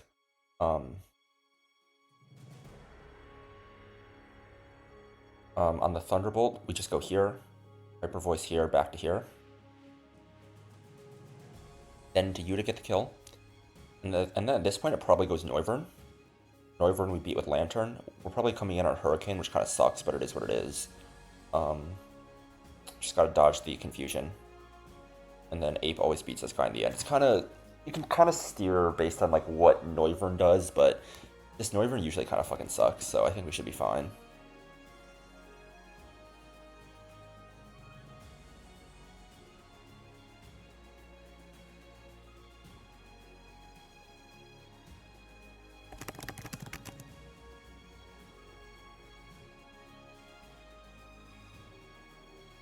Okay. Let's grab the guys we need. I changed this. I had to change this plan slightly from yesterday because I had Ampharos leading, and Ampharos is also random bait. But actually, I think the order of Poliwrath is better. Poliwrath first is slightly better. I think it reduces risk on Lantern very slightly. Does it? Not really. I think it actually increases the chance of Hurricane. Wait, am I stupid? Because on the Noivern line, Lantern's coming in on a 50-50. And on the Poliwrath line, we're killing with that. Back to Eldegoss, Claw and Hyper Voice, kill with Oilsphere, baits Noivern. No, it's still a 50-50. It's still a 50-50. But I think we're getting... I think by getting Heliolisk before the Lantern, I think it means Pult is healthier. And I think if Pult is healthier, we might be able to come in on just random move instead of guaranteed Hyper Voice, right? Yeah, I think that's why it's safer. Because it means that once we kill Poliwrath and bait Heliolisk, we can always go to Pult first. Whereas if we get Eldegoss, if we get Noivern first and then it goes to Heliolisk, there's a chance that the Lantern is low enough that it baits random move from Noivern, versus like, if we get random move from Noivern by getting Poliwrath first, it doesn't matter because we'd be getting random move anyways. Got it. So we never stall if it misses Hypnosis. And also, my line didn't work yesterday because I forgot about Dry Skin healing the Heliolisk, so I needed to find a way to basically one-shot it. And that way is with Big Claw. Okay. So our order is going to be Ult, Lantern, Eldegoss. I could go Persim on Lantern, but I think Citrus is better as a whole. I don't think I'm going to self-hit that much, And if I really do want to play around it, I might be able to... Can I? I might be able to go to Azu on Dragon Pulse or Double Team, and then back to Lantern. Well, I guess it's going for Hurricane again, but...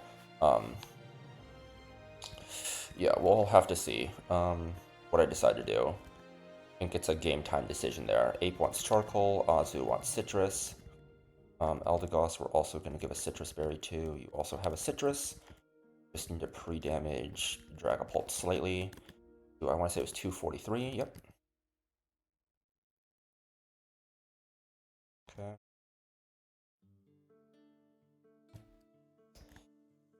And then we want to give you a Lumberry. Right. So that should be all the prep we need for this one.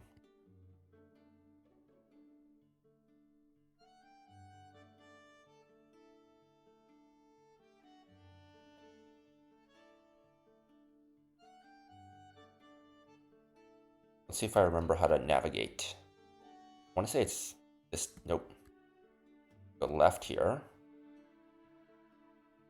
Gotta step on the same one, I think. Go straight. And then pause the music. Oh shit. Did my emulator just crash?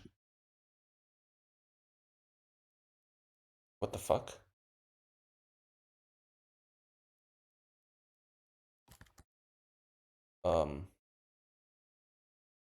Everything looks right. Lumberry, Citrus Berry, Life Orb, Charcoal, Citrus. Check again. Citrus, Charcoal, Life Orb. I don't know how my emulator crashed there. I don't know, I might have pressed some sort of key. Import everyone to the calc again to be sure that I'm hitting the ranges that I think I am.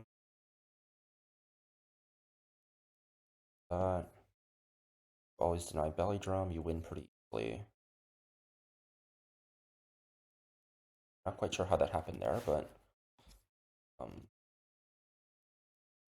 try to not fast forward, and it just started acting all funky.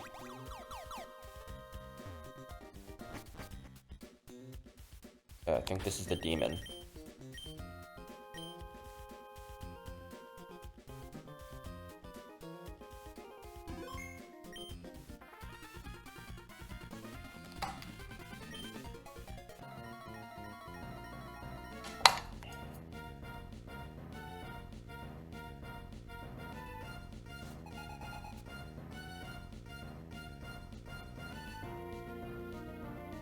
Okay. Leads with Drizzle Polytoad, setting up the rain. It has a Water Gem, Weather Ball, the whole shebang. We're pre-damaged. It never kills us at this HP. We always 2-hit KO it. If it tries to go for Hypnosis, we have a Lumberry. Ideally, it actually tries to go for Hypnosis. It doesn't matter if it hits or misses. I guess if it misses, +1 Lum, but it's probably going to get burned on Glare anyways. So just click Dragon Darts here. Crit doesn't matter, it's always a 2-shot anyways. Double crit I don't think ever kills. Ideally we see Hypnosis, but it doesn't matter. Okay, Ice Beam is fine. Crit never kills because we're max bulk. Freeze we have Lum. This just means that we get Noivern. Noivern sees kill with both moves at this range, including all rolls of Hurricane. We just killed Darts here, which means he's always going to attack. We prefer to see Dragon Pulse. But if we get Hurricane, it's fine. Ideally, we don't see Confuse. This is the main kind of risky part of the fight. Everything else is relatively safe. I think it means Pult. Does Pult take a crit? Weather Ball? Pult does not, okay. So I might need to take an extra Hyper Voice and Eldegoss. Either way, on the Noivern, we're going to Lantern here. This is Bright Powder Noivern with Double Team. It's just a fucking annoying as shit. So you want to hit it with max accuracy moves. You don't even want to hit it with Zoom Lens. You want to hit it with like specifically max accuracy moves. Can't miss moves. Oh, you're so fucking annoying, dude. Basically, the question is, it's either going to Double Team here or Dragon Pulse. It's very likely to click Double Team. I think the switch to Azu is fine. It would have to choose Hurricane over Double Team, which is a 20% chance, and it would have to land the Confusion. We have enough turns to try and kill a Thunder that I'm fine with this pivot. Ideally, you show me a Dragon Pulse here, but Double Team is fine. Double Team is more likely. Okay, that's one Double Team. So again, this is very likely to be Double Team. This turn, I want you to Double Team. Put a Lantern. Just don't Hurricane confuse me, man. Okay, good. Double Team is very likely to just continue setting up Double Team. We 3-shot this guy with a can't miss Thunder, because Thunder cannot miss in the rain. Just don't fucking fraud me. Thunder. Okay, you suck.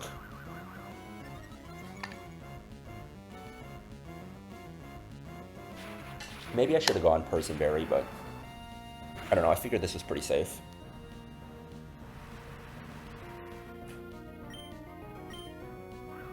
That's 4 Double Teams.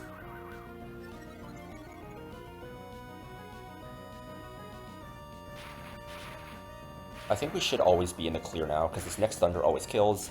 It attacks us, we never die, and we paralyzed it. Fucking suck. Let me just confirm who this bait's in here.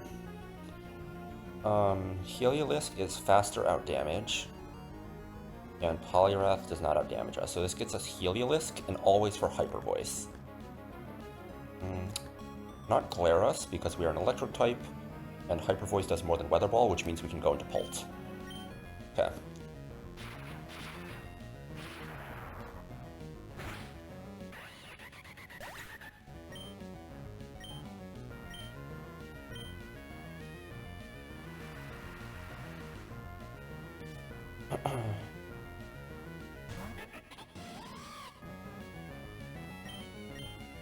So this should always be Hyper Voice. We're able to go into Pult because of that.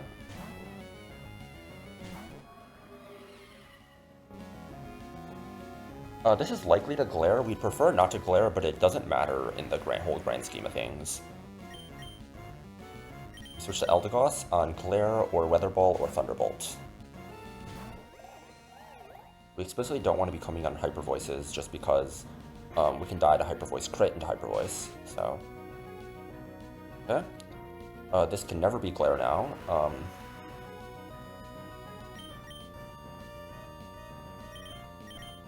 I guess we should count Hyper Voices, right?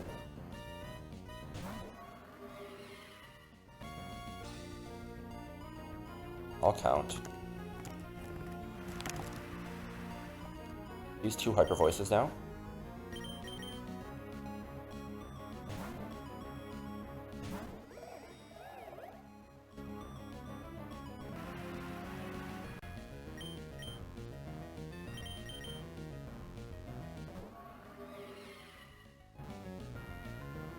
That's 3 Hyper Voices.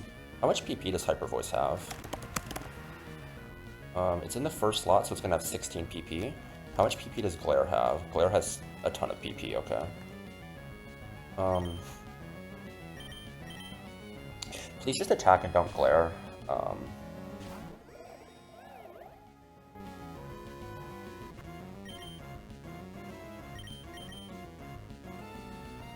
That's 4 Hyper Voices.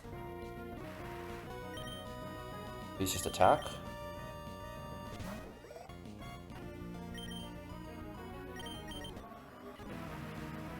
That's 5 Hyper Voices.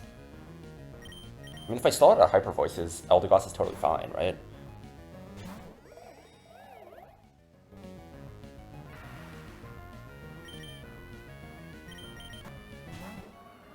That's 6 Hyper Voices.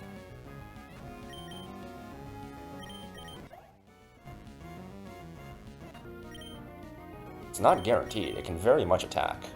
That's 7 Hyper Voices. Please just attack me. Nope.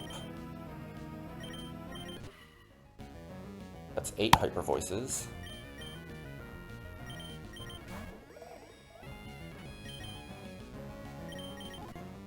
It's 9 Hyper Voices.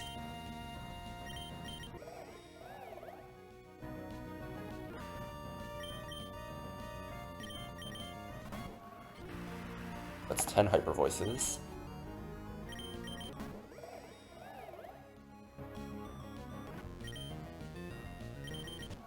That's 11 Hyper Voices. Okay, he attacked. Finally, dude.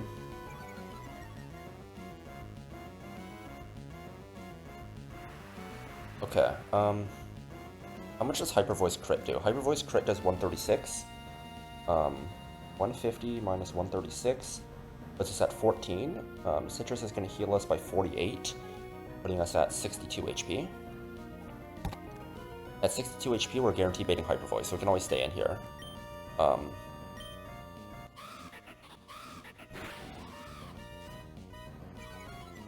-1, but I don't feel like, what if I miscounted, right? Okay, this is always Hyper Voice now. We have a free switch to Clawitzer.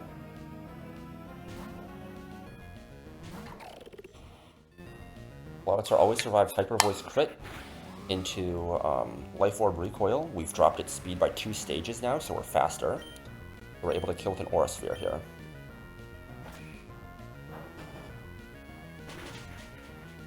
This should bait in Poliwrath for outspeed, out damage. It might see kill. It sees some killing ranges. It can never set a Belly Drum because it sees that we can kill with Aura Sphere if it sets a Belly Drum with the Life Orb equipped. So that's the secondary effect of going Life Orb. It gets this range and denies Poliwrath from Belly Drumming. So on the Drain Punch, we just go to our Azu.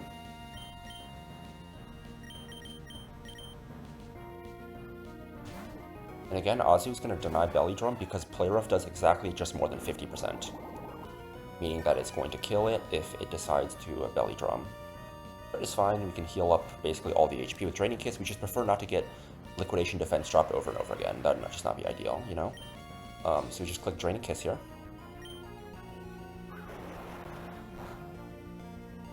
Okay, this procs our Citrus. Okay, we got Defense dropped. Annoying.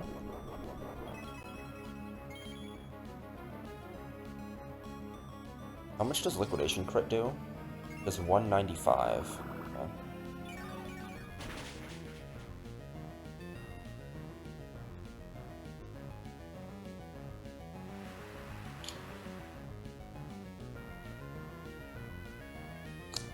Let me just figure out if switching is the best play or not here.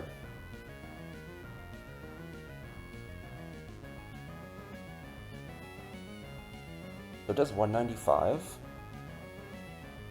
Max roll regular is just 130. 325. How much do I heal? I deal 90. 325. Okay. I got crit and I got dropped. Which is annoying. 67. Okay. I'm safe as long as I don't get double crit, basically. Or dropped again. Okay, I think I'm good now. I think after this recovery, I'm never dead. Do max roll crit rating liquidation.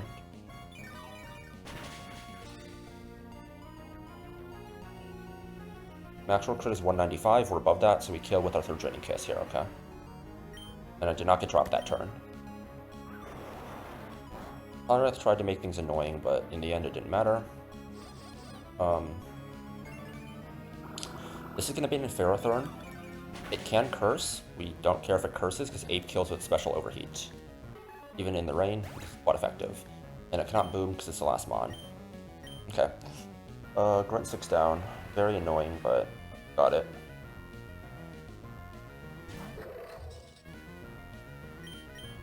Just swap into Infernape here.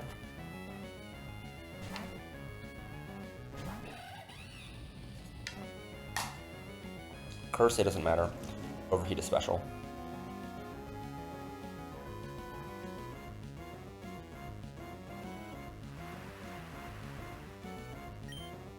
Overheat just kills.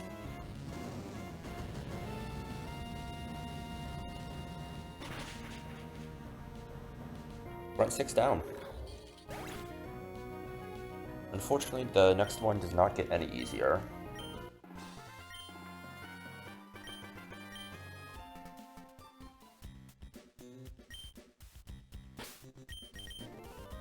Okay, quit coping, bro.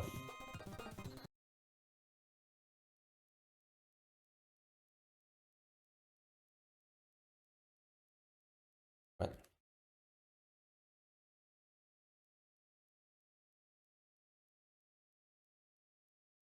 Alright.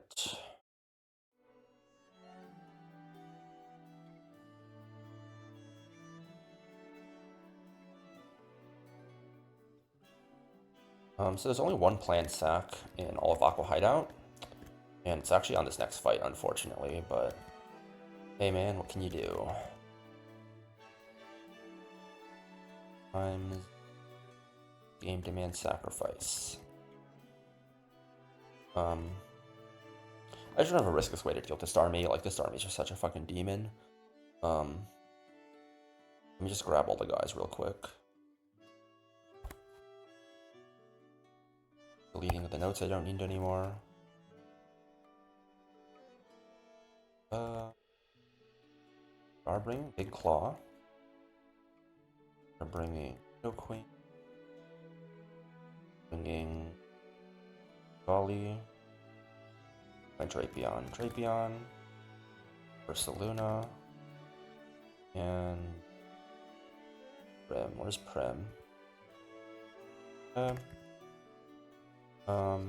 Let me just put everyone into the calc real quick.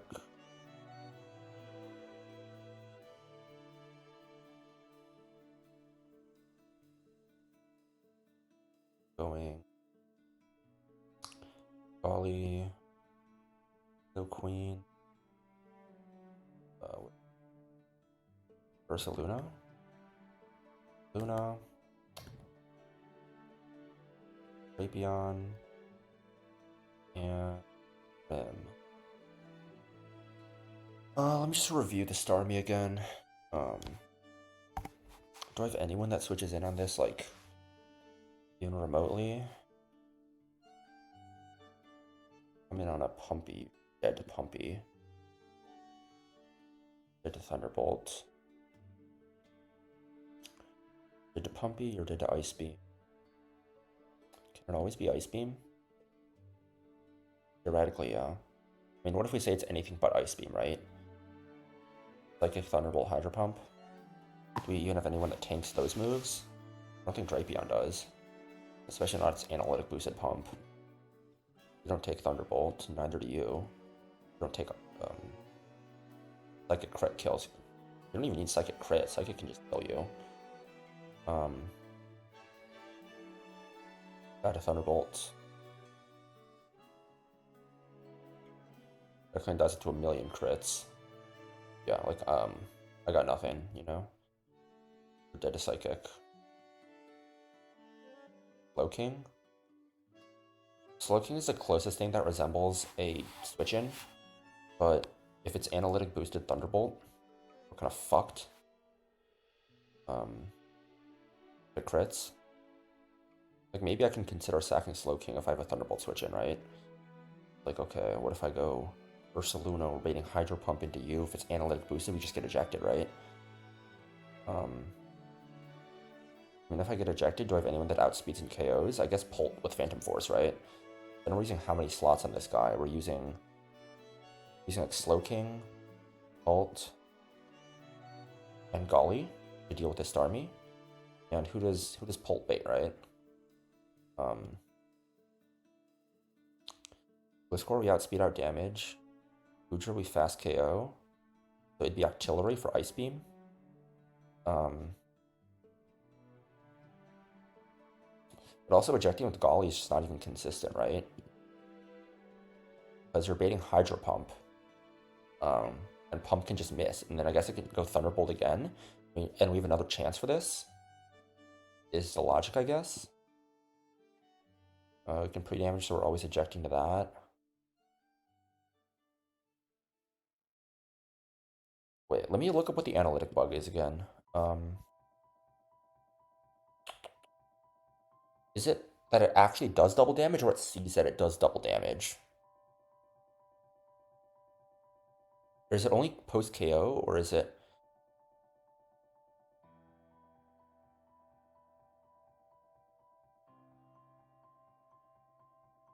Okay, so it's in the calc. It's in the calc.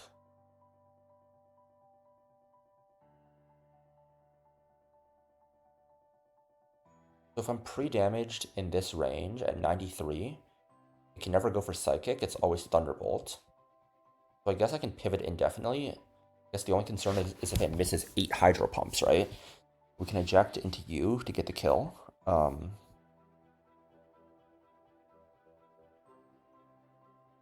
That's also presuming we're not, like... Its most likely move is going to be Thunderbolt.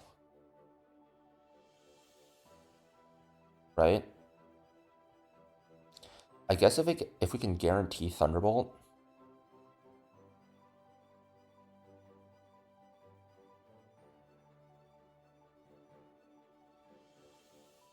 Lower, you don't have damage. Kill you. So it would always be Starmie. If we kill with Aqua Jet,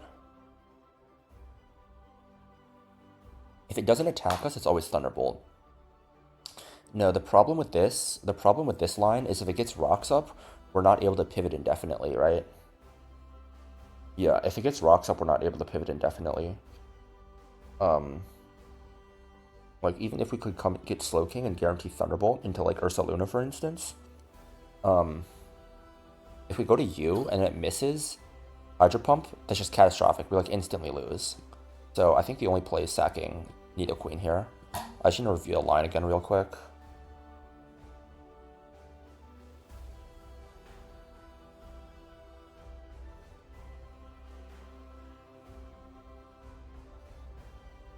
Shit, dude. It's annoying. Okay, whatever. Nidoqueen has not come to a fight since Flannery split. I'm fine with sacking. Alright, anyways, I'm just going to equip the items now and then review the line. I have all the guys out. Let's get it in order. So Big Claw is going to be holding a Citrus.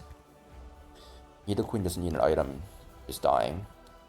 Golly wants the black glasses. We need to pre-damage very slightly for a very particular reason. Drapion wants the Muscle Band. Ursaluna wants the Nevermelt Ice. Be nice to have an Ice type, wouldn't it? Then Prim wants a Citrus. Let me just review everything.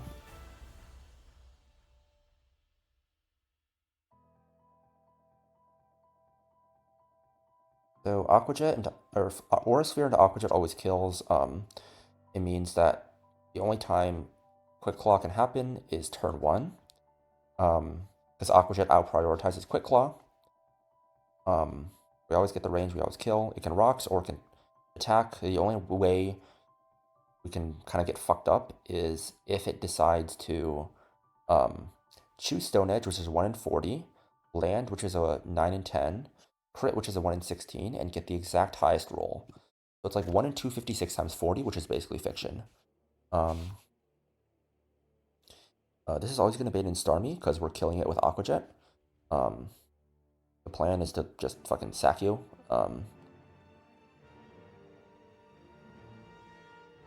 Yeah, we just kind of just have to sack you to get a free switch. There's no other way around it. Glacepod comes in. We kill the first impression. If we take Rock Chips or we don't take Rocks Chip, it's fine. If we do take Rocks Chip, Octillery is going to see fast out damage. And if we don't, it should also still be Octillery because, let me just make sure at both HPs it's Octillery. So if we're at 213 and it doesn't get rocks up, let me just check to make sure. The damage, it's going to be 97 over 213, which means, well, it doesn't outdamage us, but we just outspeed it, right? You also do not outdamage us at 213 HP, and you also don't. But if we take rocks, that's how much? 54, right? 213 minus 54. If we're at 159 HP instead, it's going to want to go Octillery to outdamage us. Because 97 out of 159 is 61, which is more than 60. Going to want a Water Spout. We have Black Glasses, Sucker Punch, which does at least 73. At least 73, putting him at 158. And at this HP, Water Spout crit never kills us. It is often going to eject us. And if it ejects us, we go to Drapion, who kills with knockoff into Poison Jab after this chip. If it doesn't, it's always going for Energy Ball. We die to Energy Ball crit.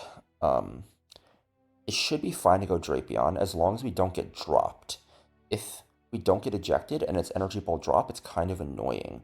And the reason we need to go Black Glasses is because we don't go Black Glasses, I think we can die to certain Water Spout crit ranges.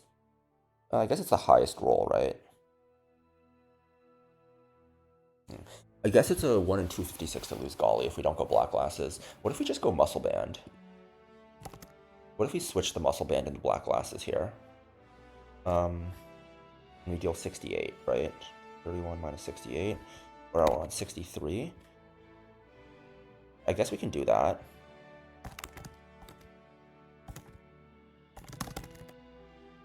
Right? Oh, I guess... Well, I guess the logic is Black Glasses guarantees that we're switching on an Energy Ball instead of a Water Spout, right? No, I think the current item makes sense. Can we go Life Orb here instead? Is it viable to go Life Orb?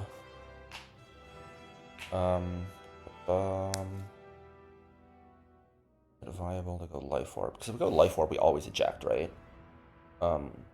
We'd be taking 21 from Life Orb. We'd be at 117. How much do we do? Sucker Punch does 81 min. So we'd be at 150. How much does a Water Spout crit do? If we go Life Orb, we can die. So I think Black Glass is the best compromise. Drapion should be fine. It'd have to be drop into Quick Claw. And even then, it's probably a range, right? Yeah, it's a range even with drop to Quick Claw. If that happens, we're hard steering. Either way, this should bait in Gliscor for EQ. We go to Never Melt Ice Ursaluna. We always survive 2 max roll crit Earthquakes plus Rocks. That's going to be 94%. We kill with an Ice Punch. And then Prim just super easily walls this guy. If it ever tries to curse, we just lock it in with Encore and we just slowly kill it. So, that's the plan for this one. So in terms of pre-damages, all we need is Golly by 5 HP. Guarantee that Octillery comes in regardless of rocks.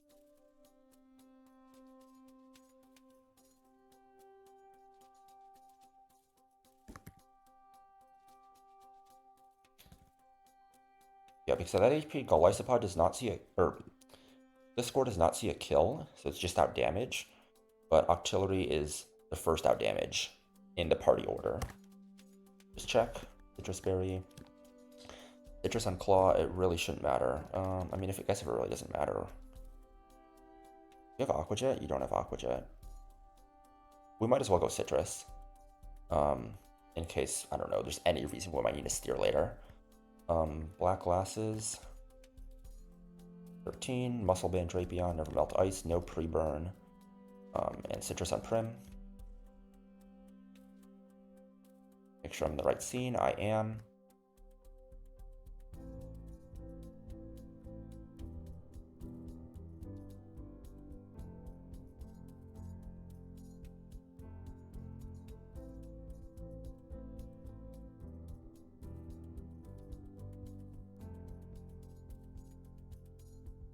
Oops, wrong direction.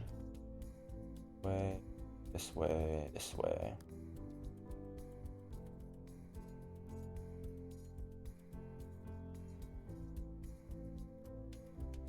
We reviewed the plan.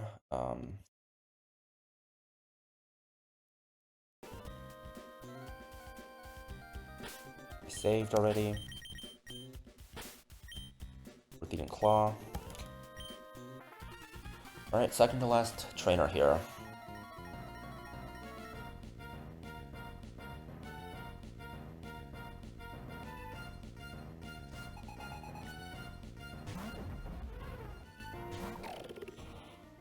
Okay, this is a sturdy Quick Claw Caracosta with rocks and coverage. It's a pain in the ass to deal with, but we have lines regardless of whether or not rocks go up. We should always be safe.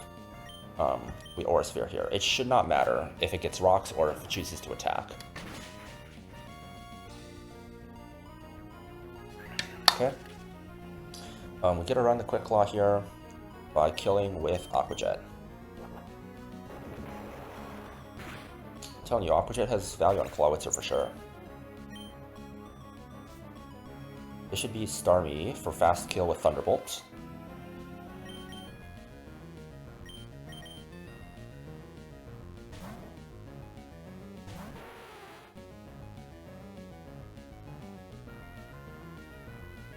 I guess if we wanted to give Nidoqueen a chance of saving herself, we would teach it Ice Punch and level it to the max.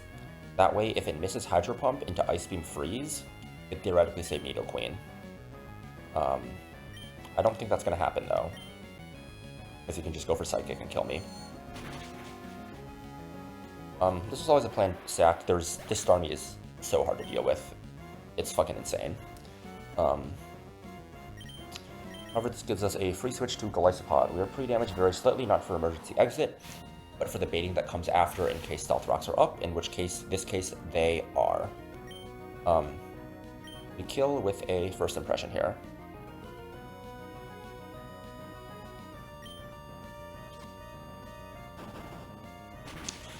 Because we are pre-damaged now, it should always go Octillery, because it sees that it outdamages us.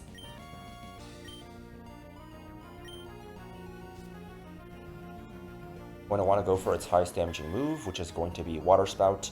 We're slower than it anyway, so we don't care about Quick Claw. At full health, it's always going for Water Spout. It's a higher damaging move than Energy Ball. We have the Black Glasses equipped, so the Sucker Punch does more damage. And it guarantees that on the following turn, if we don't get ejected here, it is always going for Energy Ball. And it cannot Water Spout after. There's no overlapping ranges after this. So ideally, we want to get ejected here. Ooh, I don't think we ever get ejected now. Shit, okay. That's annoying. That's really annoying.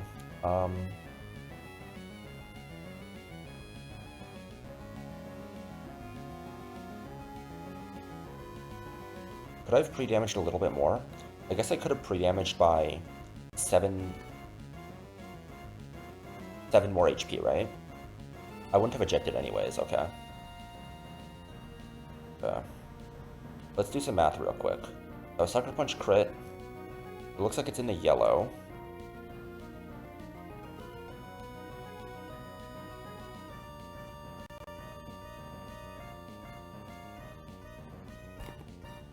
Can I do 116 damage? Do I have rolls to do 116? I don't. That means it was 117, so it's at 114 max. It's always going for Energy Ball here. At this HP range, Energy Ball into Octazooka drop does not kill. The main risk is Energy Ball drop into Octazooka miss. So, it'd have to be Quick Claw into getting the drop into actually missing.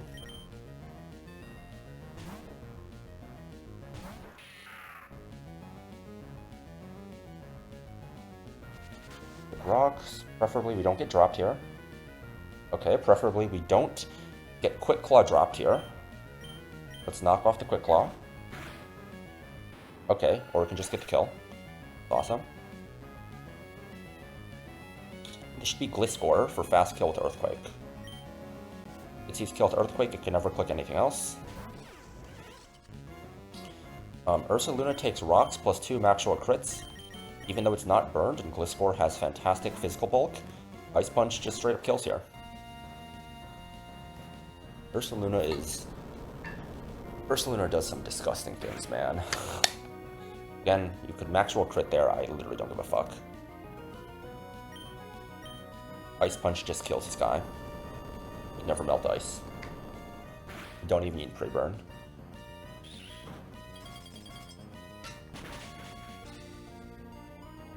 Right, last guy's Goodra. You know what we do to Goodras, we just 1v1 with Prim.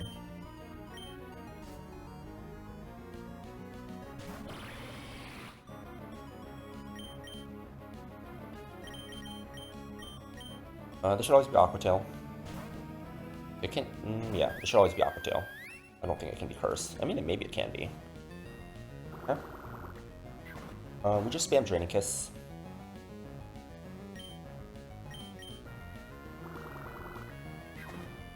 I think this procs our Citrus. Oh, it actually doesn't.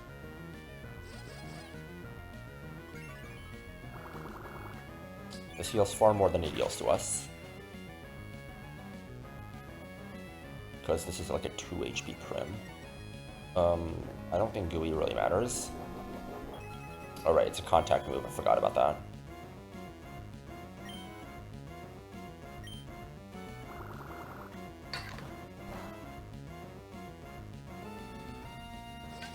It could literally crit us until the end of time, and I still don't think it would matter.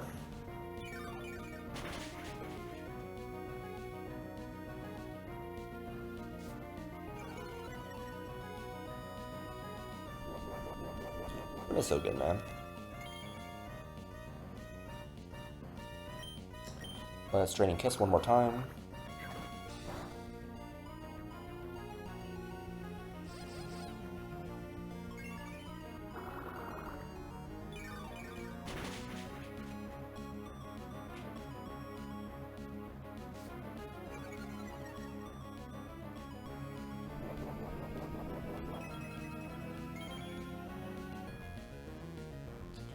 Alright, let's just kill him and blast now.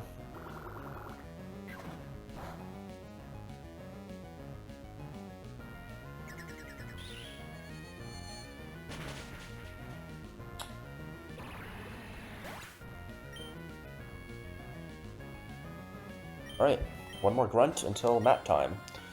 These should both be deathless. Well, mat, we could have one death, depending on how much risk I'm willing to accept. And rolls. Let's save. Okay, we got the me first TM. How many guys learn me first, even? Let me add this to the tracker. I have no clue how many guys even learn the fucking move. Alright. First. I'll take a look once I get back out of this place.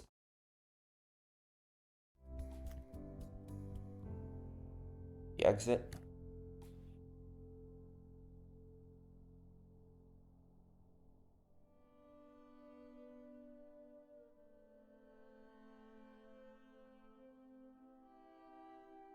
Grab the item. Okay.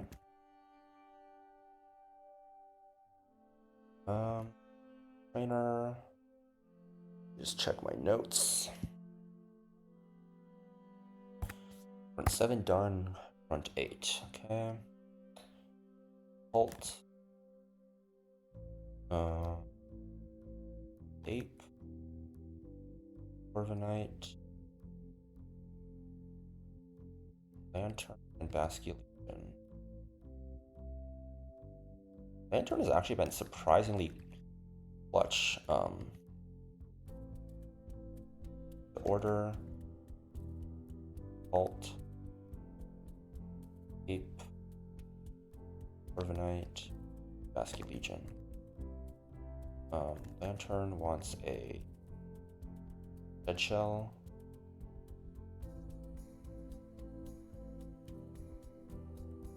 I don't think item matters on you. No citrus here. Ape wants Etcha.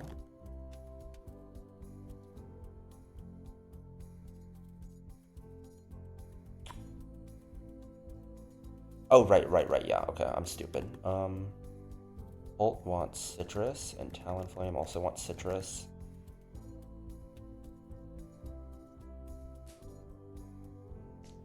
Let's import everyone. I was like, wait, did I forget about that? No, I did not forget about that.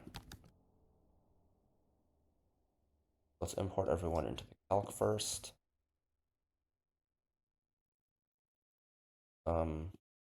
Increment the death counter. Quick. Death count 15. Um, uh,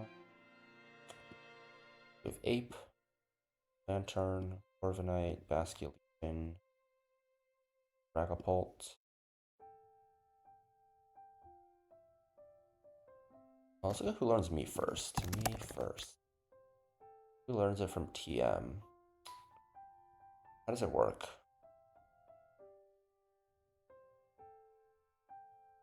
Interesting. So maybe on Mega Absol. I know Haluch is a great user of it. Does Talonflame get it by level up? It actually does. Means there actually are situations where it could have been useful. I don't know if I've ever clicked Flare Blitz really though, if I'm gonna be honest. Guess I'm gonna click it here, but interesting. Mario. Now. I don't understand why the slow guys have it. It's only useful in Trick Room for these guys.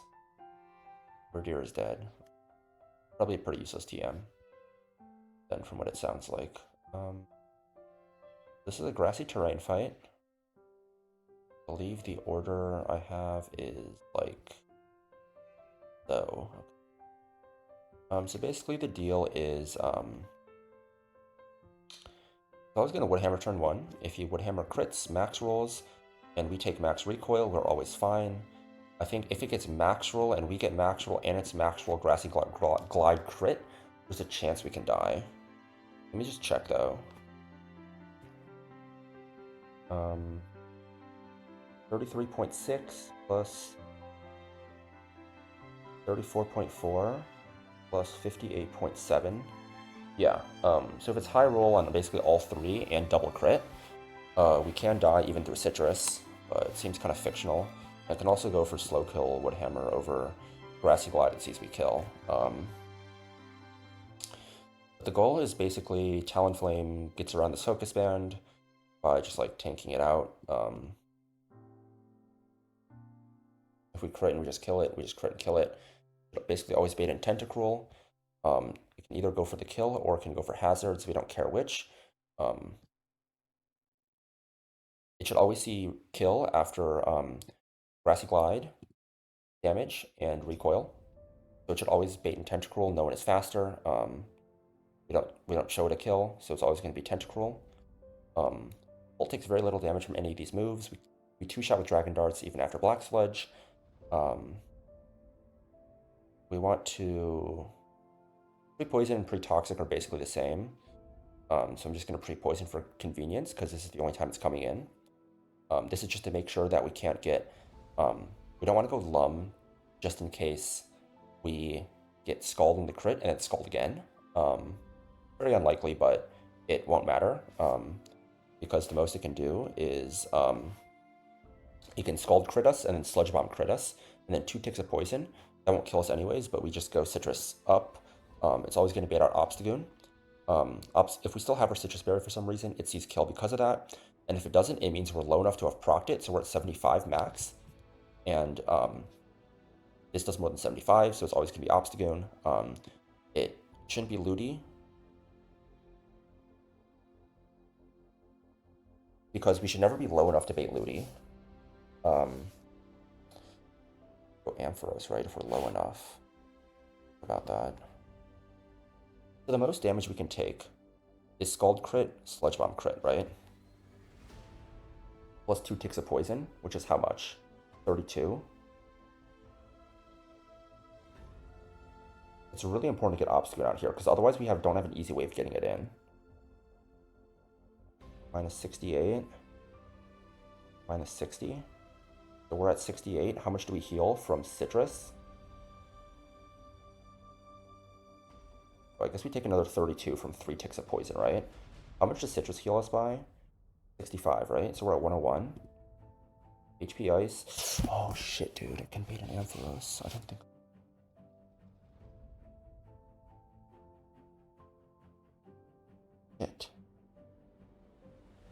Shit.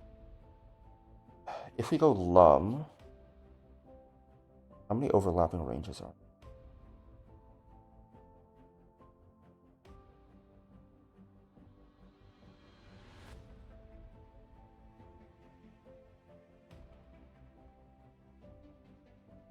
I think we're fine to go Lum.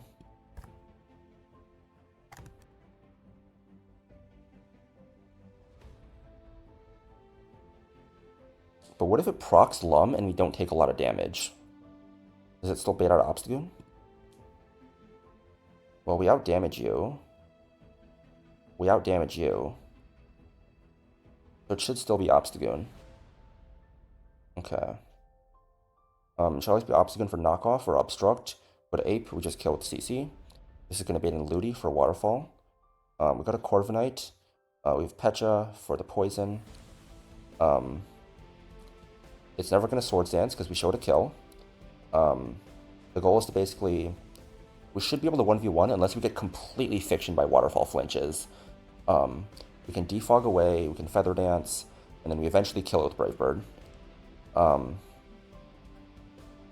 This should be an Ampharos. We go to Lantern. We're able to stall this guy out of Focus Blasts.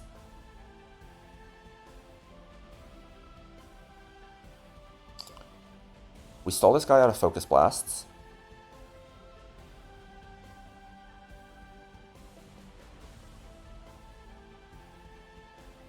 That's good. So we should pre-damage Bastia Legion to 260 out of 310. Maybe give him a Citrus. Because you're always baiting Thunderbolt or Hidden Power Ice, we can go here, bait Thunderbolts back into you. There should be enough Thunderbolt PP. I think that's 24 PP. The heal Lantern up pretty high. We've dealt with all of these guys. We eventually win this 1v1. It has no way of healing. Cannot counter us because we're not a physical attacker. And then Ludicolo comes out, and we can basically pivot between these two always because we have Shed Shell here, and you're a Ghost type. And we can eventually kill with Poltergeist. We're faster than this guy. Install at Destiny Bond PP by switching, basically. Destiny Bond has 5 PP. So I think this should always work. Talonflame wants a Citrus. Dragapult wants a Lumberry.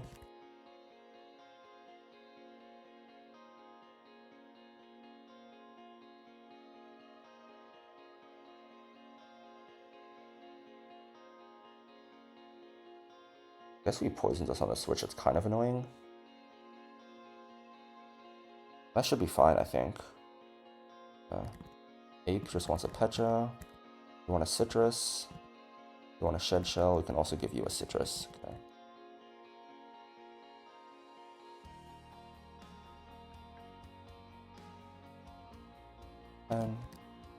Or 260, sorry.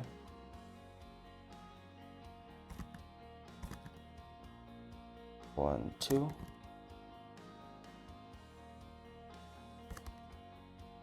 Citrus, Lum, Pecha, Citrus, Shed Shell, Citrus. Okay.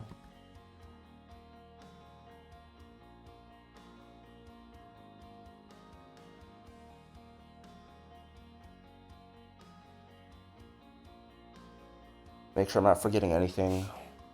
Rillaboom can never click Endeavor or Focus Band we're accounting for. Same thing with Grassy Surge. Accounting for Endeavor, I can never click it because if we show it a fast kill, it is always going for Grassy Glide plus 11. We're counting for Shadow Tag leftovers, yep. We're counting for all that, we're not clicking any draining moves. We're counting for everything here, we're counting for everything here, and we're counting for everything here. Ape. The Pecha will proc before, and even if it doesn't, it's kind of like whatever, because it's not going to do that much damage. And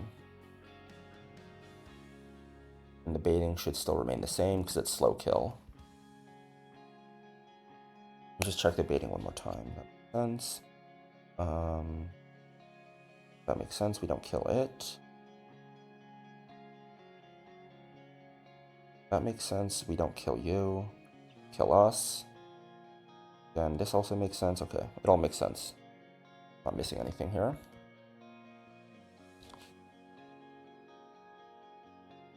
Fuck.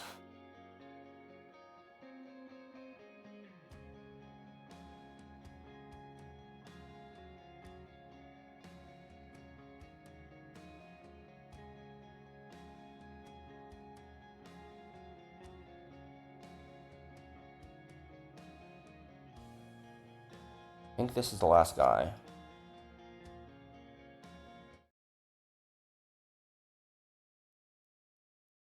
Uh-oh. What's happening to my emulator? It appears to be frozen.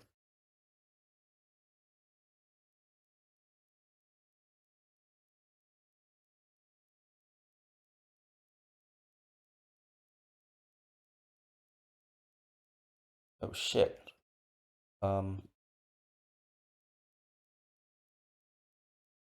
I think I need to restart my emulator.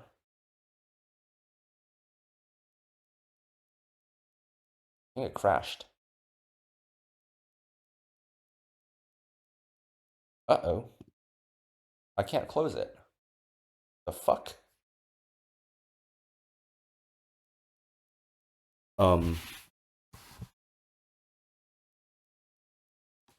Hello?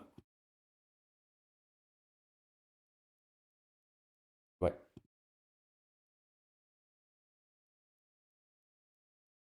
Oh?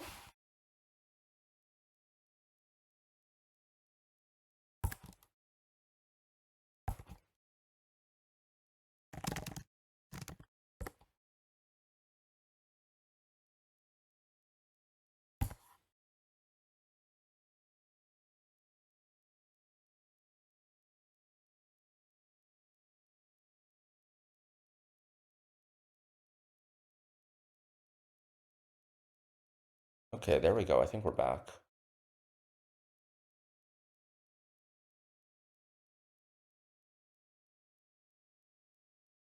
Let me just set that, make sure.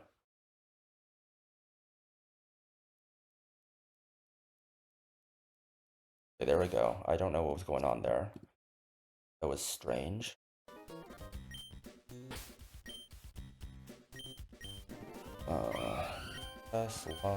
Gotcha. Okay. Should be relatively safe.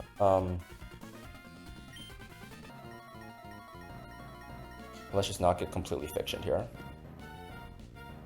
I don't even know the odds, what it would take to get fictioned here. Like, I don't know even how bad the odds would have to be. I guess the main fiction is like, what if we get Ampharos, right? Okay, turn 1, let's Flare Blitz here. If it crit kills, that's honestly perfect.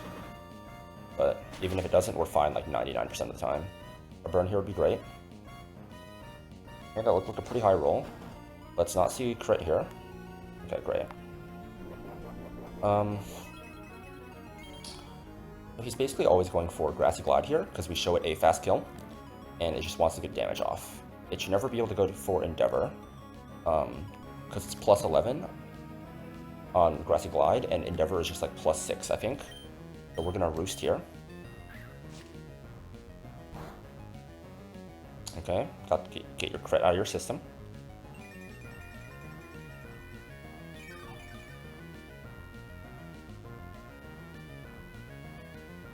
Okay, I guess the first hit didn't do enough damage, or even a crit would have not really mattered.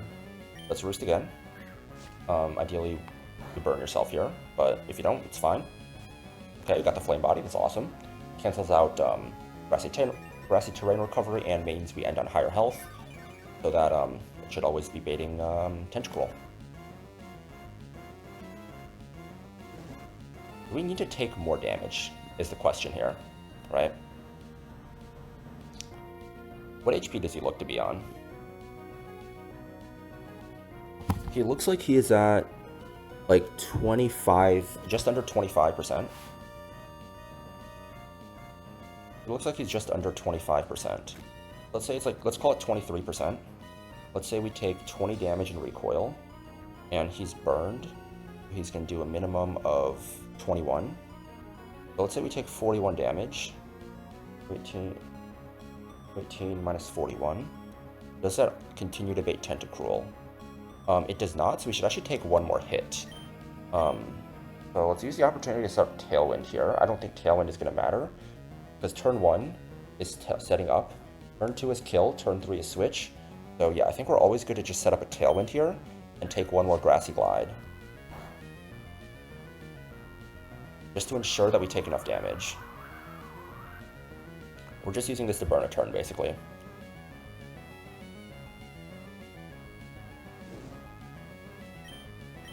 Just killed Flare Blitz here. Now we should always be baiting in Tentacruel. Tentacruel is somewhat likely to click Toxic Spikes. Oh, I guess you held on with your Focus Band. Okay, sure. I think it makes sense to Roost here because we want to increase the likelihood that it clicks Toxic Spikes instead of Scald. Let's Roost here again. How much PP does Grassy Glide have? It has 20 PP, which is more than enough. Okay. Let's repeat the same thing. Set up a Tailwind here. Like, this isn't strictly necessary, it just, like, slowly optimizes things a little bit. So what's the minimum damage it deals to us again? It does 21 min. It's going to put us at 173, which I think is good, right? Yep, 173 is good.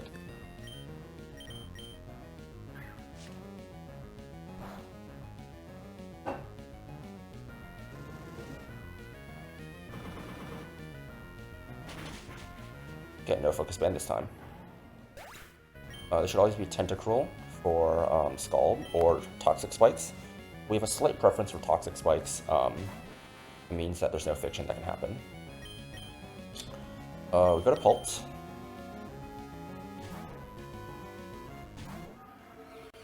Let me Toxic Spikes. Okay, Scald, don't burn me. Okay, perfect. Click Darts here. Then we don't care if it Sludge Bombs, we don't care if it Toxic Spikes, it can do whatever it wants. Okay, Toxic Spikes. So we did not use up our Lumberry, which means the Obstagoon is going to come in for Slow Kill. I think this is completely out of Fiction now. It can never be Fiction.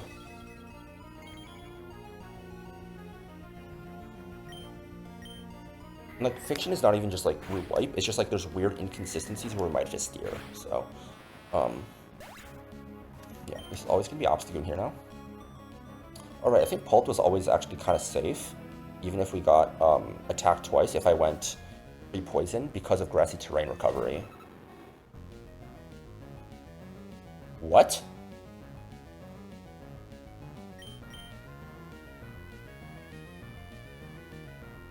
I was calcing with Burn. Oh, shit. Oh, shit. Okay. I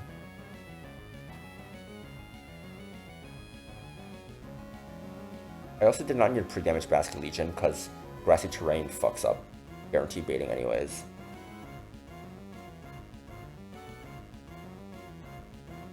So we never want to click a special move. Clicking a physical move is fine.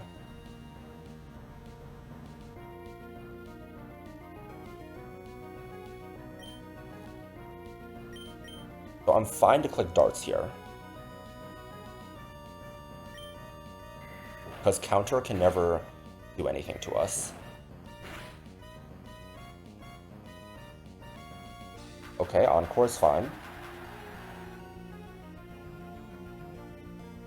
How much can crit Darts do? We're always fine, I think, to attack one more time, because it has not clicked Destiny Bond yet. It can click Destiny Bond in this next turn, though. Oh shit, I forgot, like, just clicking Fight automatically selects your move there. I need to make sure not to do that. Okay, it did not click Destiny Bond. If I just get the kill here, I think it's fine. It should bait in Obstagoon, right? Does Obstagoon now damage us? It does. I guess it's slow out damage +2 versus Wobbuffet just at +2, right? Yeah, okay. Okay, sure. I guess I missed something anyways. Fuck, I forgot about that shit. Okay. This should be Obstagoon now. Okay. Great. It's going for knockoff. We go to Ape. Ape is actually going to proc its Pecha Berry on the Toxic Spikes. so we don't get the bonus knockoff damage anyways, which is great.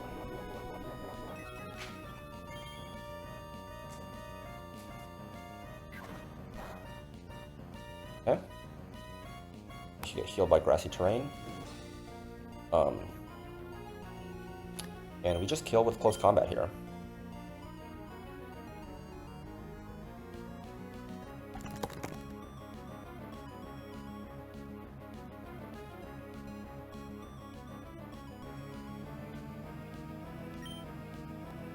It shouldn't matter if it obstructs. It just means that we can get a different move from Ludicolo. But Corviknight honestly prefers a move that's not Waterfall anyways. So,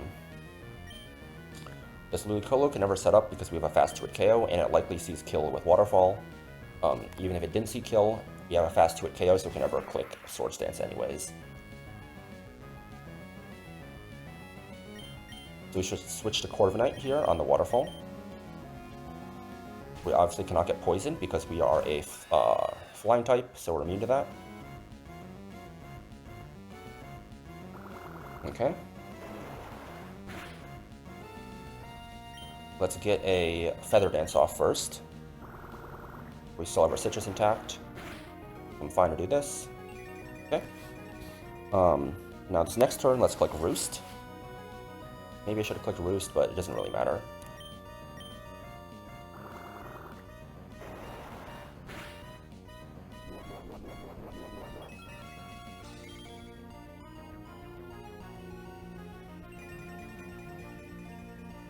Now let's get him to -6.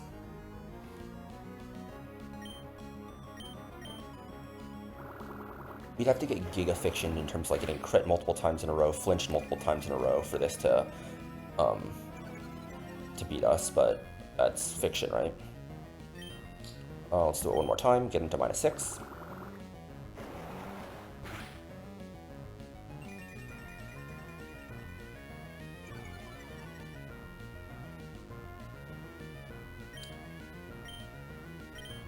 Let's defog away the Toxic Spikes before I forget to do that.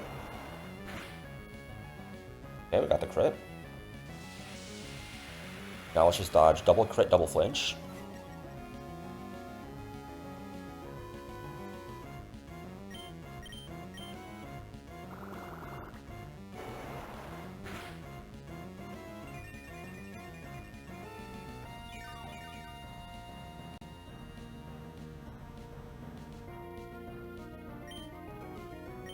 Doesn't matter, let's just go for Brave Bird to pick up the kill here.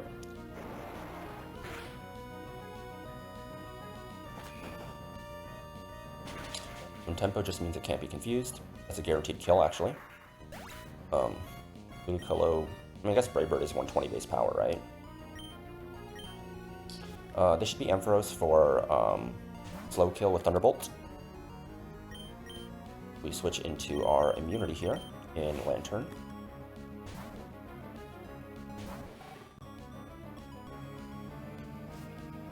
Volt Absorb. We might as well Surf once. We might as well stall it out first. This is Focus Blast. We just go to Basket Legion. Let me count PP. Bolt, Focus Blast. Let's use one of each. And then Hidden Power.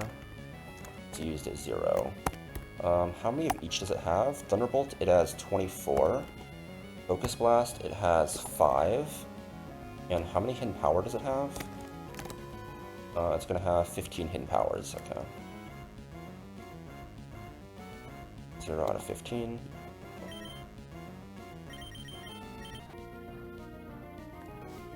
Two Thunderbolts.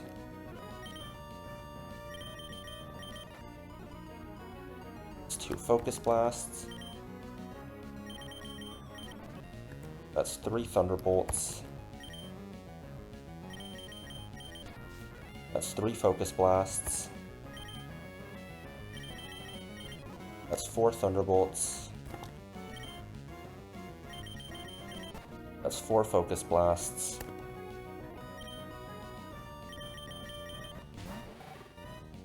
That's 5 Thunderbolts. That's 5 focus blasts. That's 6 thunderbolts now. And let's just spam surf now.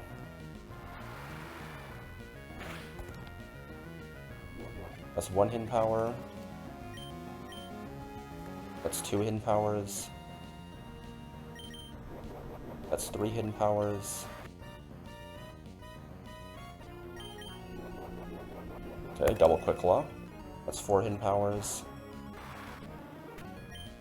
Okay, and that should be it.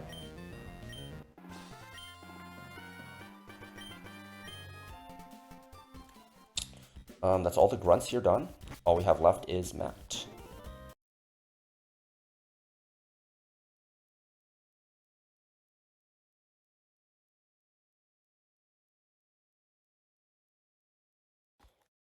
I haven't fully finished some of the calcs yet, but I know all the guys I'm gonna bring. I know the game plan basically. I just might need some pre-damages.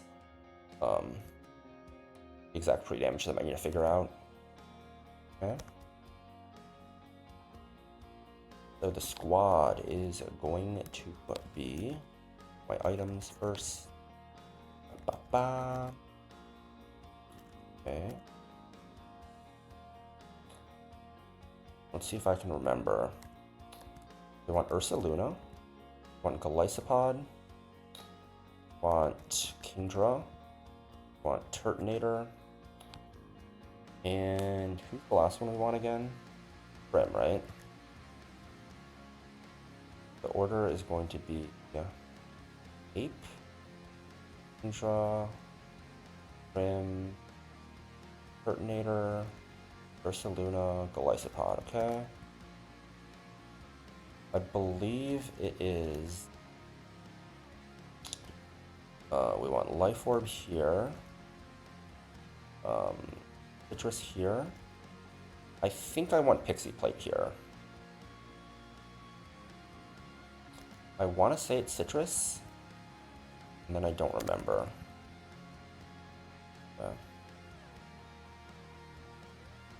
I'm gonna go grab some more water real quick.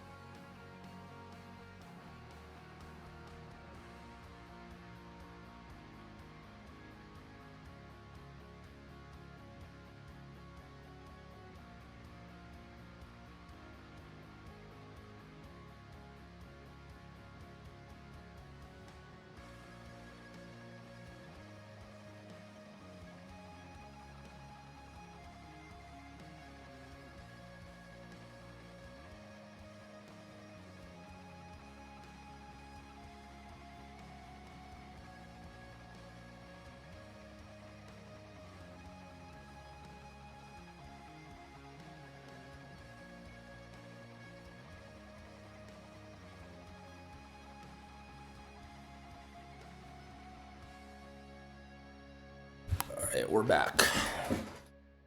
Time to cook this motherfucker, Matt. We're running Ape, Turtonator, Brim, the Bear, running the Bear, Am I blind? What am I looking for? Wait, where's my turret? Oh, I already grabbed my Turtonator. Kingdra and Golly. Okay. So we killed this guy with just Fake Out into Overheat. It's gonna be Dracovish for fast kill with Vicious Rend. Kindra's gotta beat this guy, ideally. So we're always baiting in Pult for fast kill. Ideally, we just stay out of Shadow Ball range. We wanna go Citrus Berry. We can technically die to triple high roll crit, but it's pretty fucking fiction. So if we're dead to Shadow Ball, we probably have to sack Kingdra. If it's guaranteed darts, if it just triple high rolls, are we fine? 21 minus 63 3 times. We recover 55. We're at 87. I think 87 is not out of range, so it's pretty likely we have to sack Kingdra here, but I'm fine with that. Otherwise, if I risk coming in here, basically if it crits me, or if it drops me, we're at a pretty fucking high risk. But like we can technically kill with double Draining Kiss. But like, does that give us any advantage? Or, like, we're always baiting in Kartana, right? I guess it just like increases the likelihood that it goes for like Sacred Sword or something. So we can consider just going for double Draining Kiss here. Shadow Ball. If it's guaranteed, so we're choosing never to come in on. We're choosing to never come in on Shadow Ball anyways, right? We're never risking that. So if we always have a safe switch, even if it crit drops us, we end up at full health, and like a crit just doesn't kill us, right? So yeah, I'm down to go Citrus. I'm down to actually go Citrus here. Citrus. Kill with a double Draining Kiss. Its item is Dragon Gem. So Kartana, ideally it goes from Leaf Blade or Smart Strike. We switch to you, just kill with Overheat. I guess the worst case scenario, right, is, I mean, we always end up on I guess the worst case scenario is, how much does Crit Draining Kiss do? Got like 6%.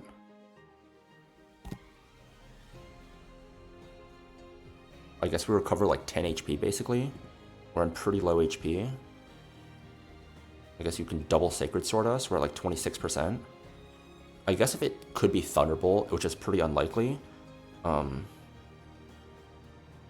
we need to bait out a Scald, right?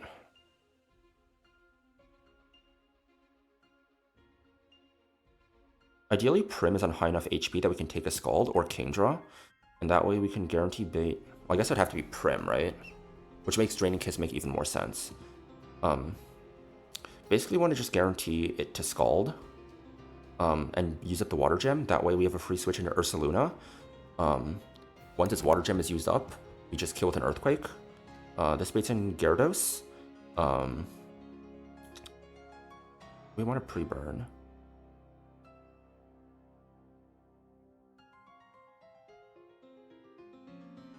There's no Water Gem. And it does 42, 58. I guess it could miss Sing Kill. And if it sets up Dragon Dance, that's really bad. So if we just like pre-burn you, well,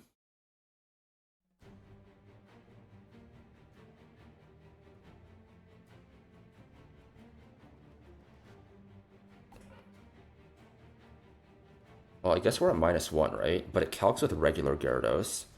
So if we just pre-burn and go Silk Scarf, we show it a kill so it can never Dragon Dance. It has to attack. We need to make sure we're able to eject. It's still regular Gyarados.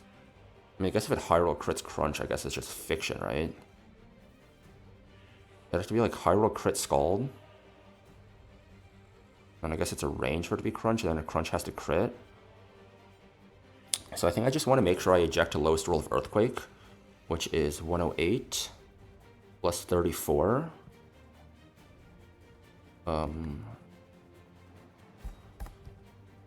Burn Silk Scarf. Turtonator. Let's go Citrus, Berry. Like, we can't guarantee what move Turtonator switching in run, right? 108 plus, that's 142 out of 218. Yeah, like, based on what kind of drops you get, it just crits. And we go Pixie Plate, right? I guess in that situation, the lowest we end up at is 43%. At 43%, it can never be Sacred Sword. So we're always getting Smart Strike into Sacred Sword. If we call it that, we're taking 72? Wait. No, 77, right? Yeah, 77. Heal up. 52. We're at 48. We're at 48. So if we're at 48, it's always going to Scald us. Oh, if it Calm Minds, that's fucking dog shit, right? If it Calm Minds, we can kind of fucking wipe. And make sure that we're dead to Scald.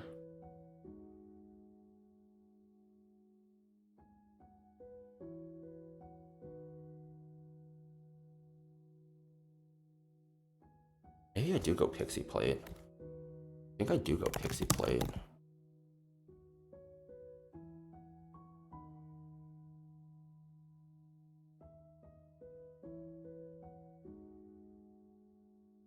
No? Because, Mineral Leaf Blade into Mineral Sacred Sword. How much does that do? 88 plus 32. That's 120, right? 20. Scald Mineral is 107, so we can go Ordinary, I think, on Turtonator.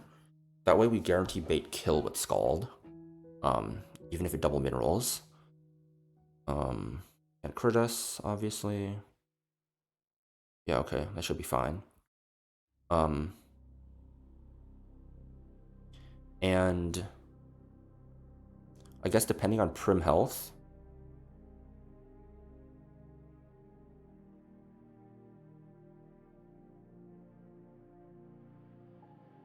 I think Double Draining Kiss does make sense, right? Because if we can't rely on Kingdra, it's honestly more reliable if Prim is likely on higher health because of Double Draining Kiss. Because we don't care what Kartana baits, right? If we're in Thunderbolt range,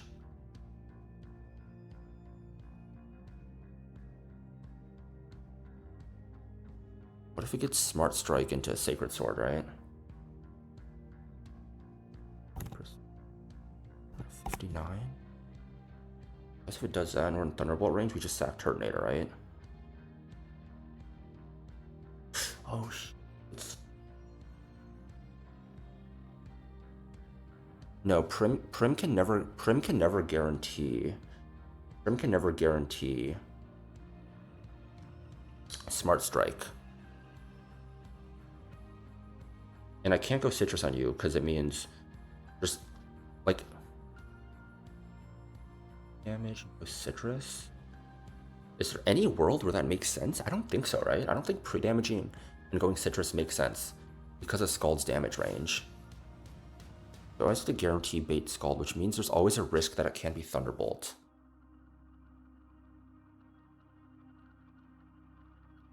We would have to use a different counter for the Kartana in that instance, right? We're guarantee baiting Smart Strike or Leaf Blade by just killing it outright. Do we have anything we can do? Smart Strike and Leaf Blade. Can Talonflame do it? Not really, because Raikou sees kill with both moves, which is kind of a problem, right?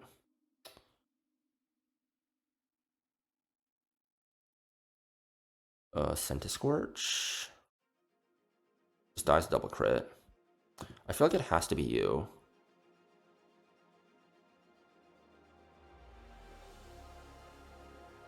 really bad. If it can also bait Thunderbolt, really fucking bad. And obviously never do that. If it doesn't see kill, it can always call Mind. We Candied Ape. Could we get an exit from Golly? The real question is, does it help? No, we cannot eject with Golly safely. You'd have to go like Corviknight or something, but then we don't have anything to do with the Raikou. Maybe this line wasn't that good. I know Torkoal is really good for this, in particular. It baits Scald better than Turtonator.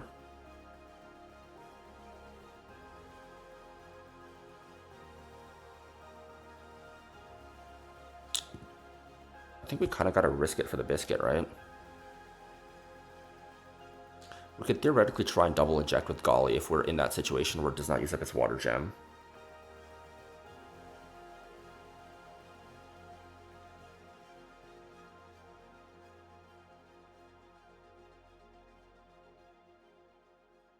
Well, it'd be the situation where we bait it into using its Water Gem and then eject, right? Yeah, okay. I feel like it's steerable, potentially 2 sacks. Depending on rolls. I think I'm fine with this. And then Life Orb Ape kills this guy. With Fake onto CC.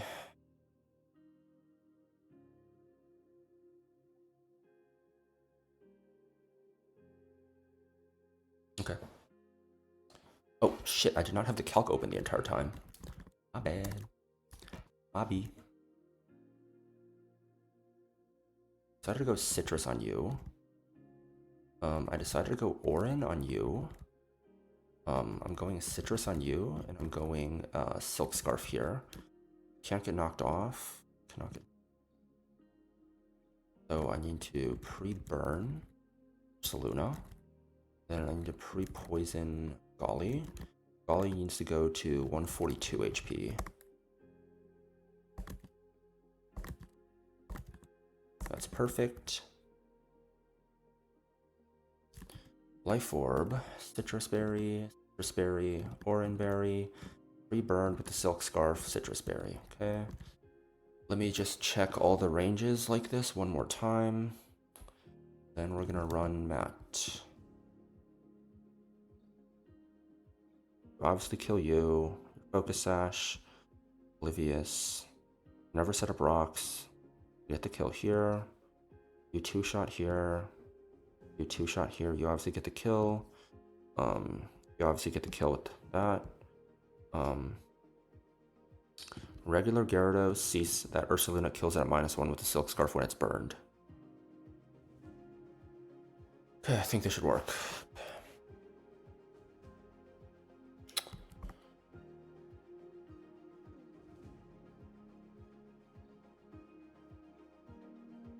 Hopefully this doesn't fuck me.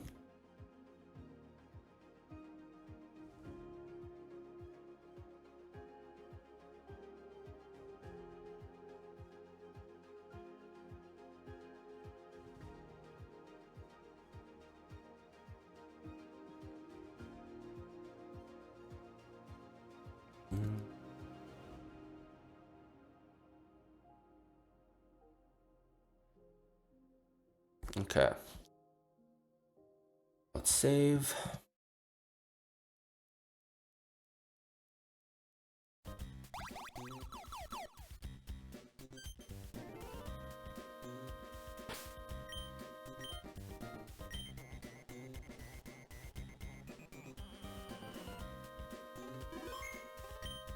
Mat time.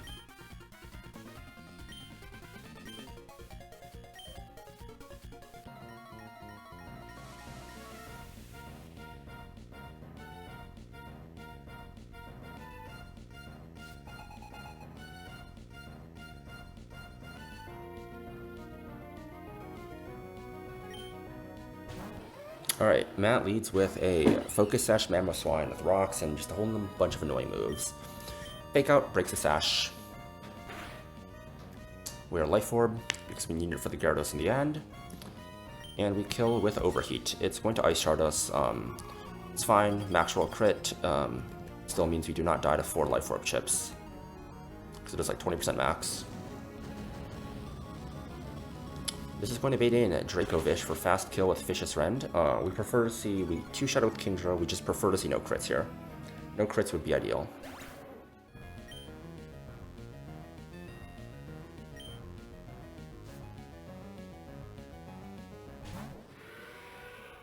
I prefer to see low rolls, save Kingdra's life, you know?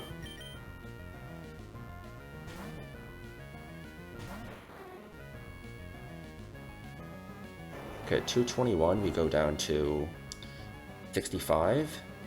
That was 57 damage, which is a mid-roll. Let's Dragon Pulse here. Crit can kill. That'd be perfect if it does. Okay, crit, that's really bad. We're probably sacking Kingdra now. We are probably sacking Kingdra, unless we crit here. Yeah, we're probably sacking Kingdra then. Oh well. Okay, double crit, yeah.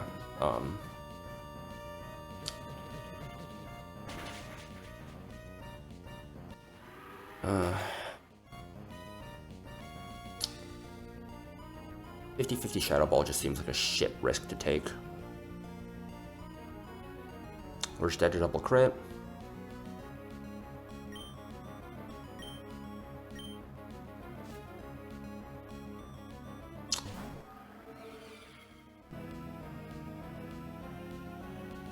We're dead to drop into crit.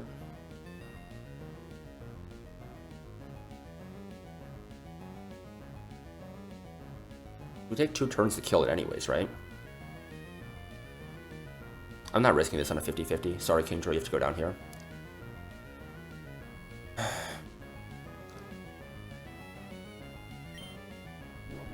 went for darts anyways. I could have saved... I mean, it's outcome-based analysis, right? I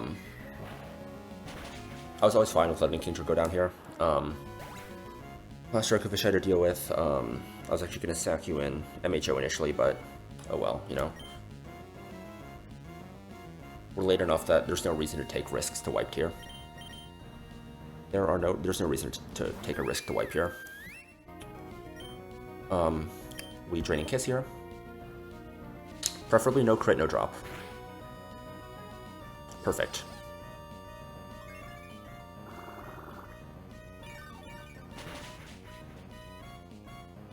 This next Draining Kiss is always going to kill and heal us up to full, which is actually really fantastic because it means that it increases the likelihood that it goes for Leaf Blade. Drop here doesn't matter. It means that Leaf Blade is much more likely into Turtonator.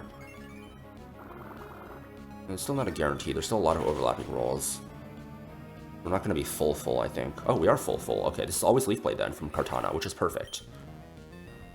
That is perfect. Means we probably save Turtonator's life here. So this is Leaf Blade for fast kill. Life Orb Kartana, it's fucking insane.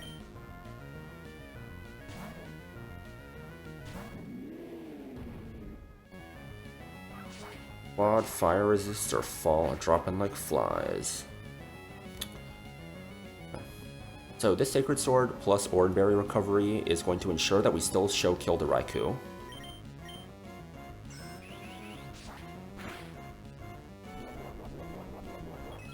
It does minimum 107, we are at 102. It is always exactly Scald, which is perfect. We're able to switch to Primarina on the Scald. Oh, Prim is a little bit too low. Good Calm Mind. Fuck. Ooh, that kind of sucks dick. Shit.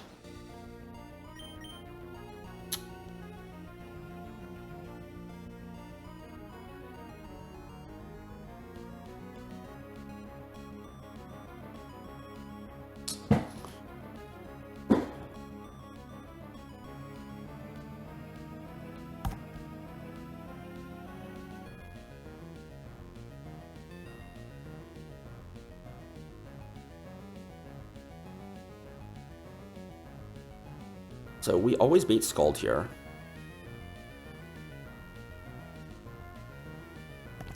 Pixie Play would not have fixed this anyways. They're slower.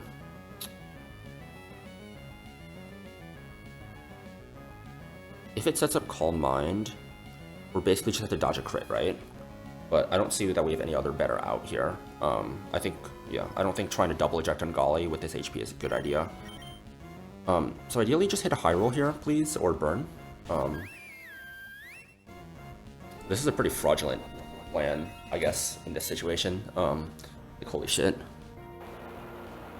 Dog shit, if you ask me. 182. There's exactly one roll of Thunderbolt that does not see kill here.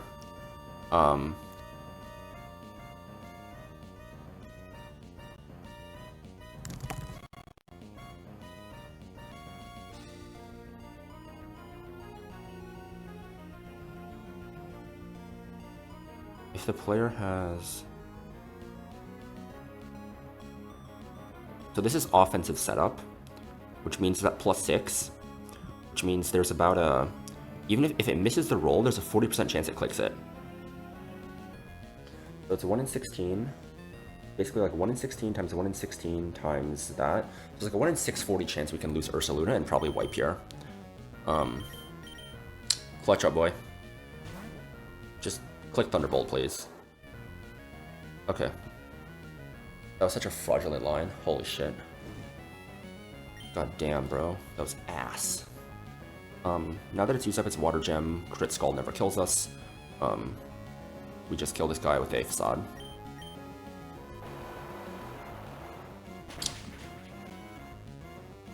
Gyarados comes in here, it's going to see kill with a Waterfall.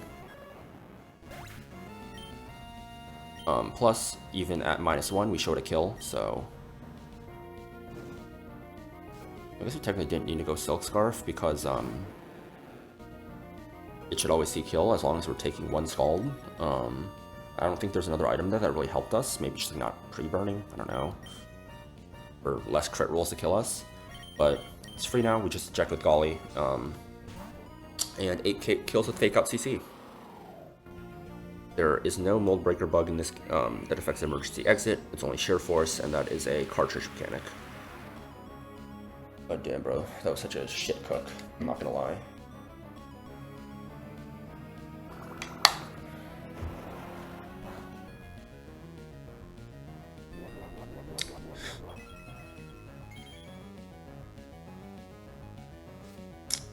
I'm not sure if Moonblast was a play there, because, I'm not sure if Moonblast was a play there, because if we were lower, it would mean that there's a higher chance that we could be in overlapping ranges. If we're in overlapping ranges... And if we have overlapping ranges, we can have an even higher likelihood of wiping, right? Because it's like, probably close to like 1 in 20 or something. I guess it's like 1 in 20 to crit or something, right? No one to sack. I need to crit or something? Oh. That's also a 1 in 3 into crit risk. Either way, we just eject into Infernape here. I probably made the right play, but it just was not the best plan, if I'm gonna be honest. I don't know, maybe I could do different things if Prim had better bulk, in terms of baiting or Turtonator, or whatever. It doesn't matter though, we made it through, that's all that matters.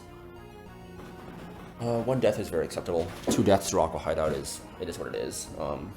Losing King's just kind of annoying. Quad Water Resist is definitely valuable, but it is what it is.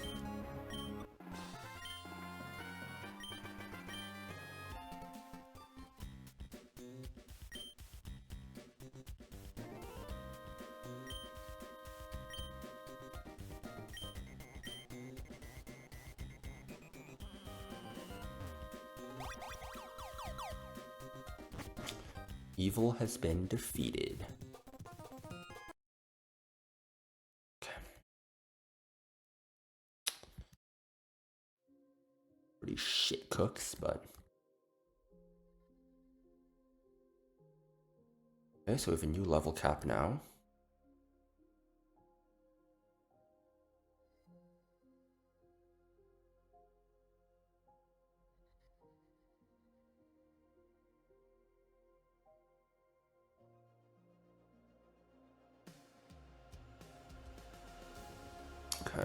I think some guys we should definitely leave under-leveled. I think you're a good choice to leave under-leveled. I think we might leave Glycopod under-leveled, low-key. Will I? No, I don't think so. Uncle Dur is fine. Leveled cap. Saluna feels pretty good. Hydreigon obviously is great. Well, I think Conkeldurr is going to have value on the Snorlax on this that I know is on this route. I think Centiskorch is good to leave under-leveled. Talonflame we want to level up. Same thing with Rabombi. Excadrill as well. You guys are all pretty good.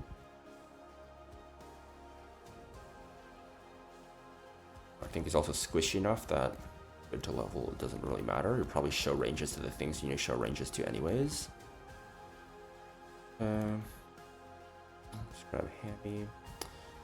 Blawitzer might be worth. Same thing with Lantern. I don't know why Nidoqueen is here. She's fucking dead.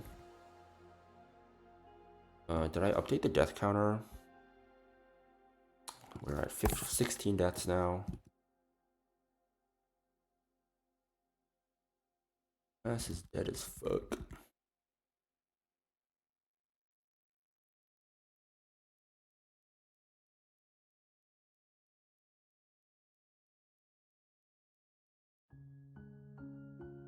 Maybe I'll regret leveling one of these guys up, but news.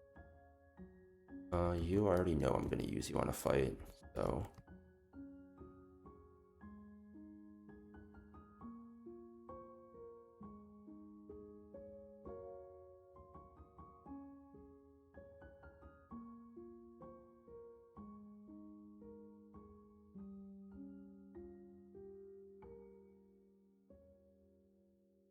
Maybe I should just leave everyone under leveled until like I actually need to use them on a fight.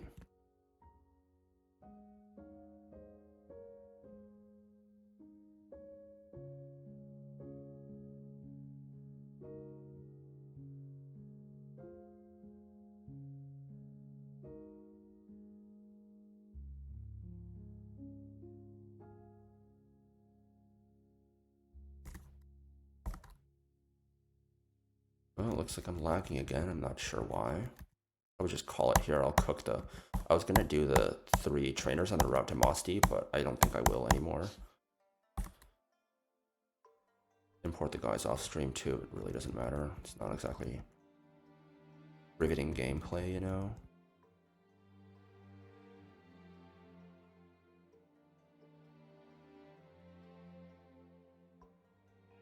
I'm down to delete Surf.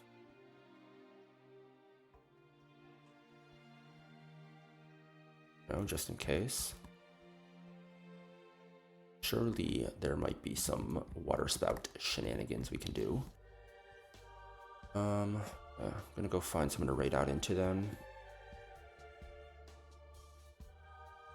Following online. Go raid into Colt again.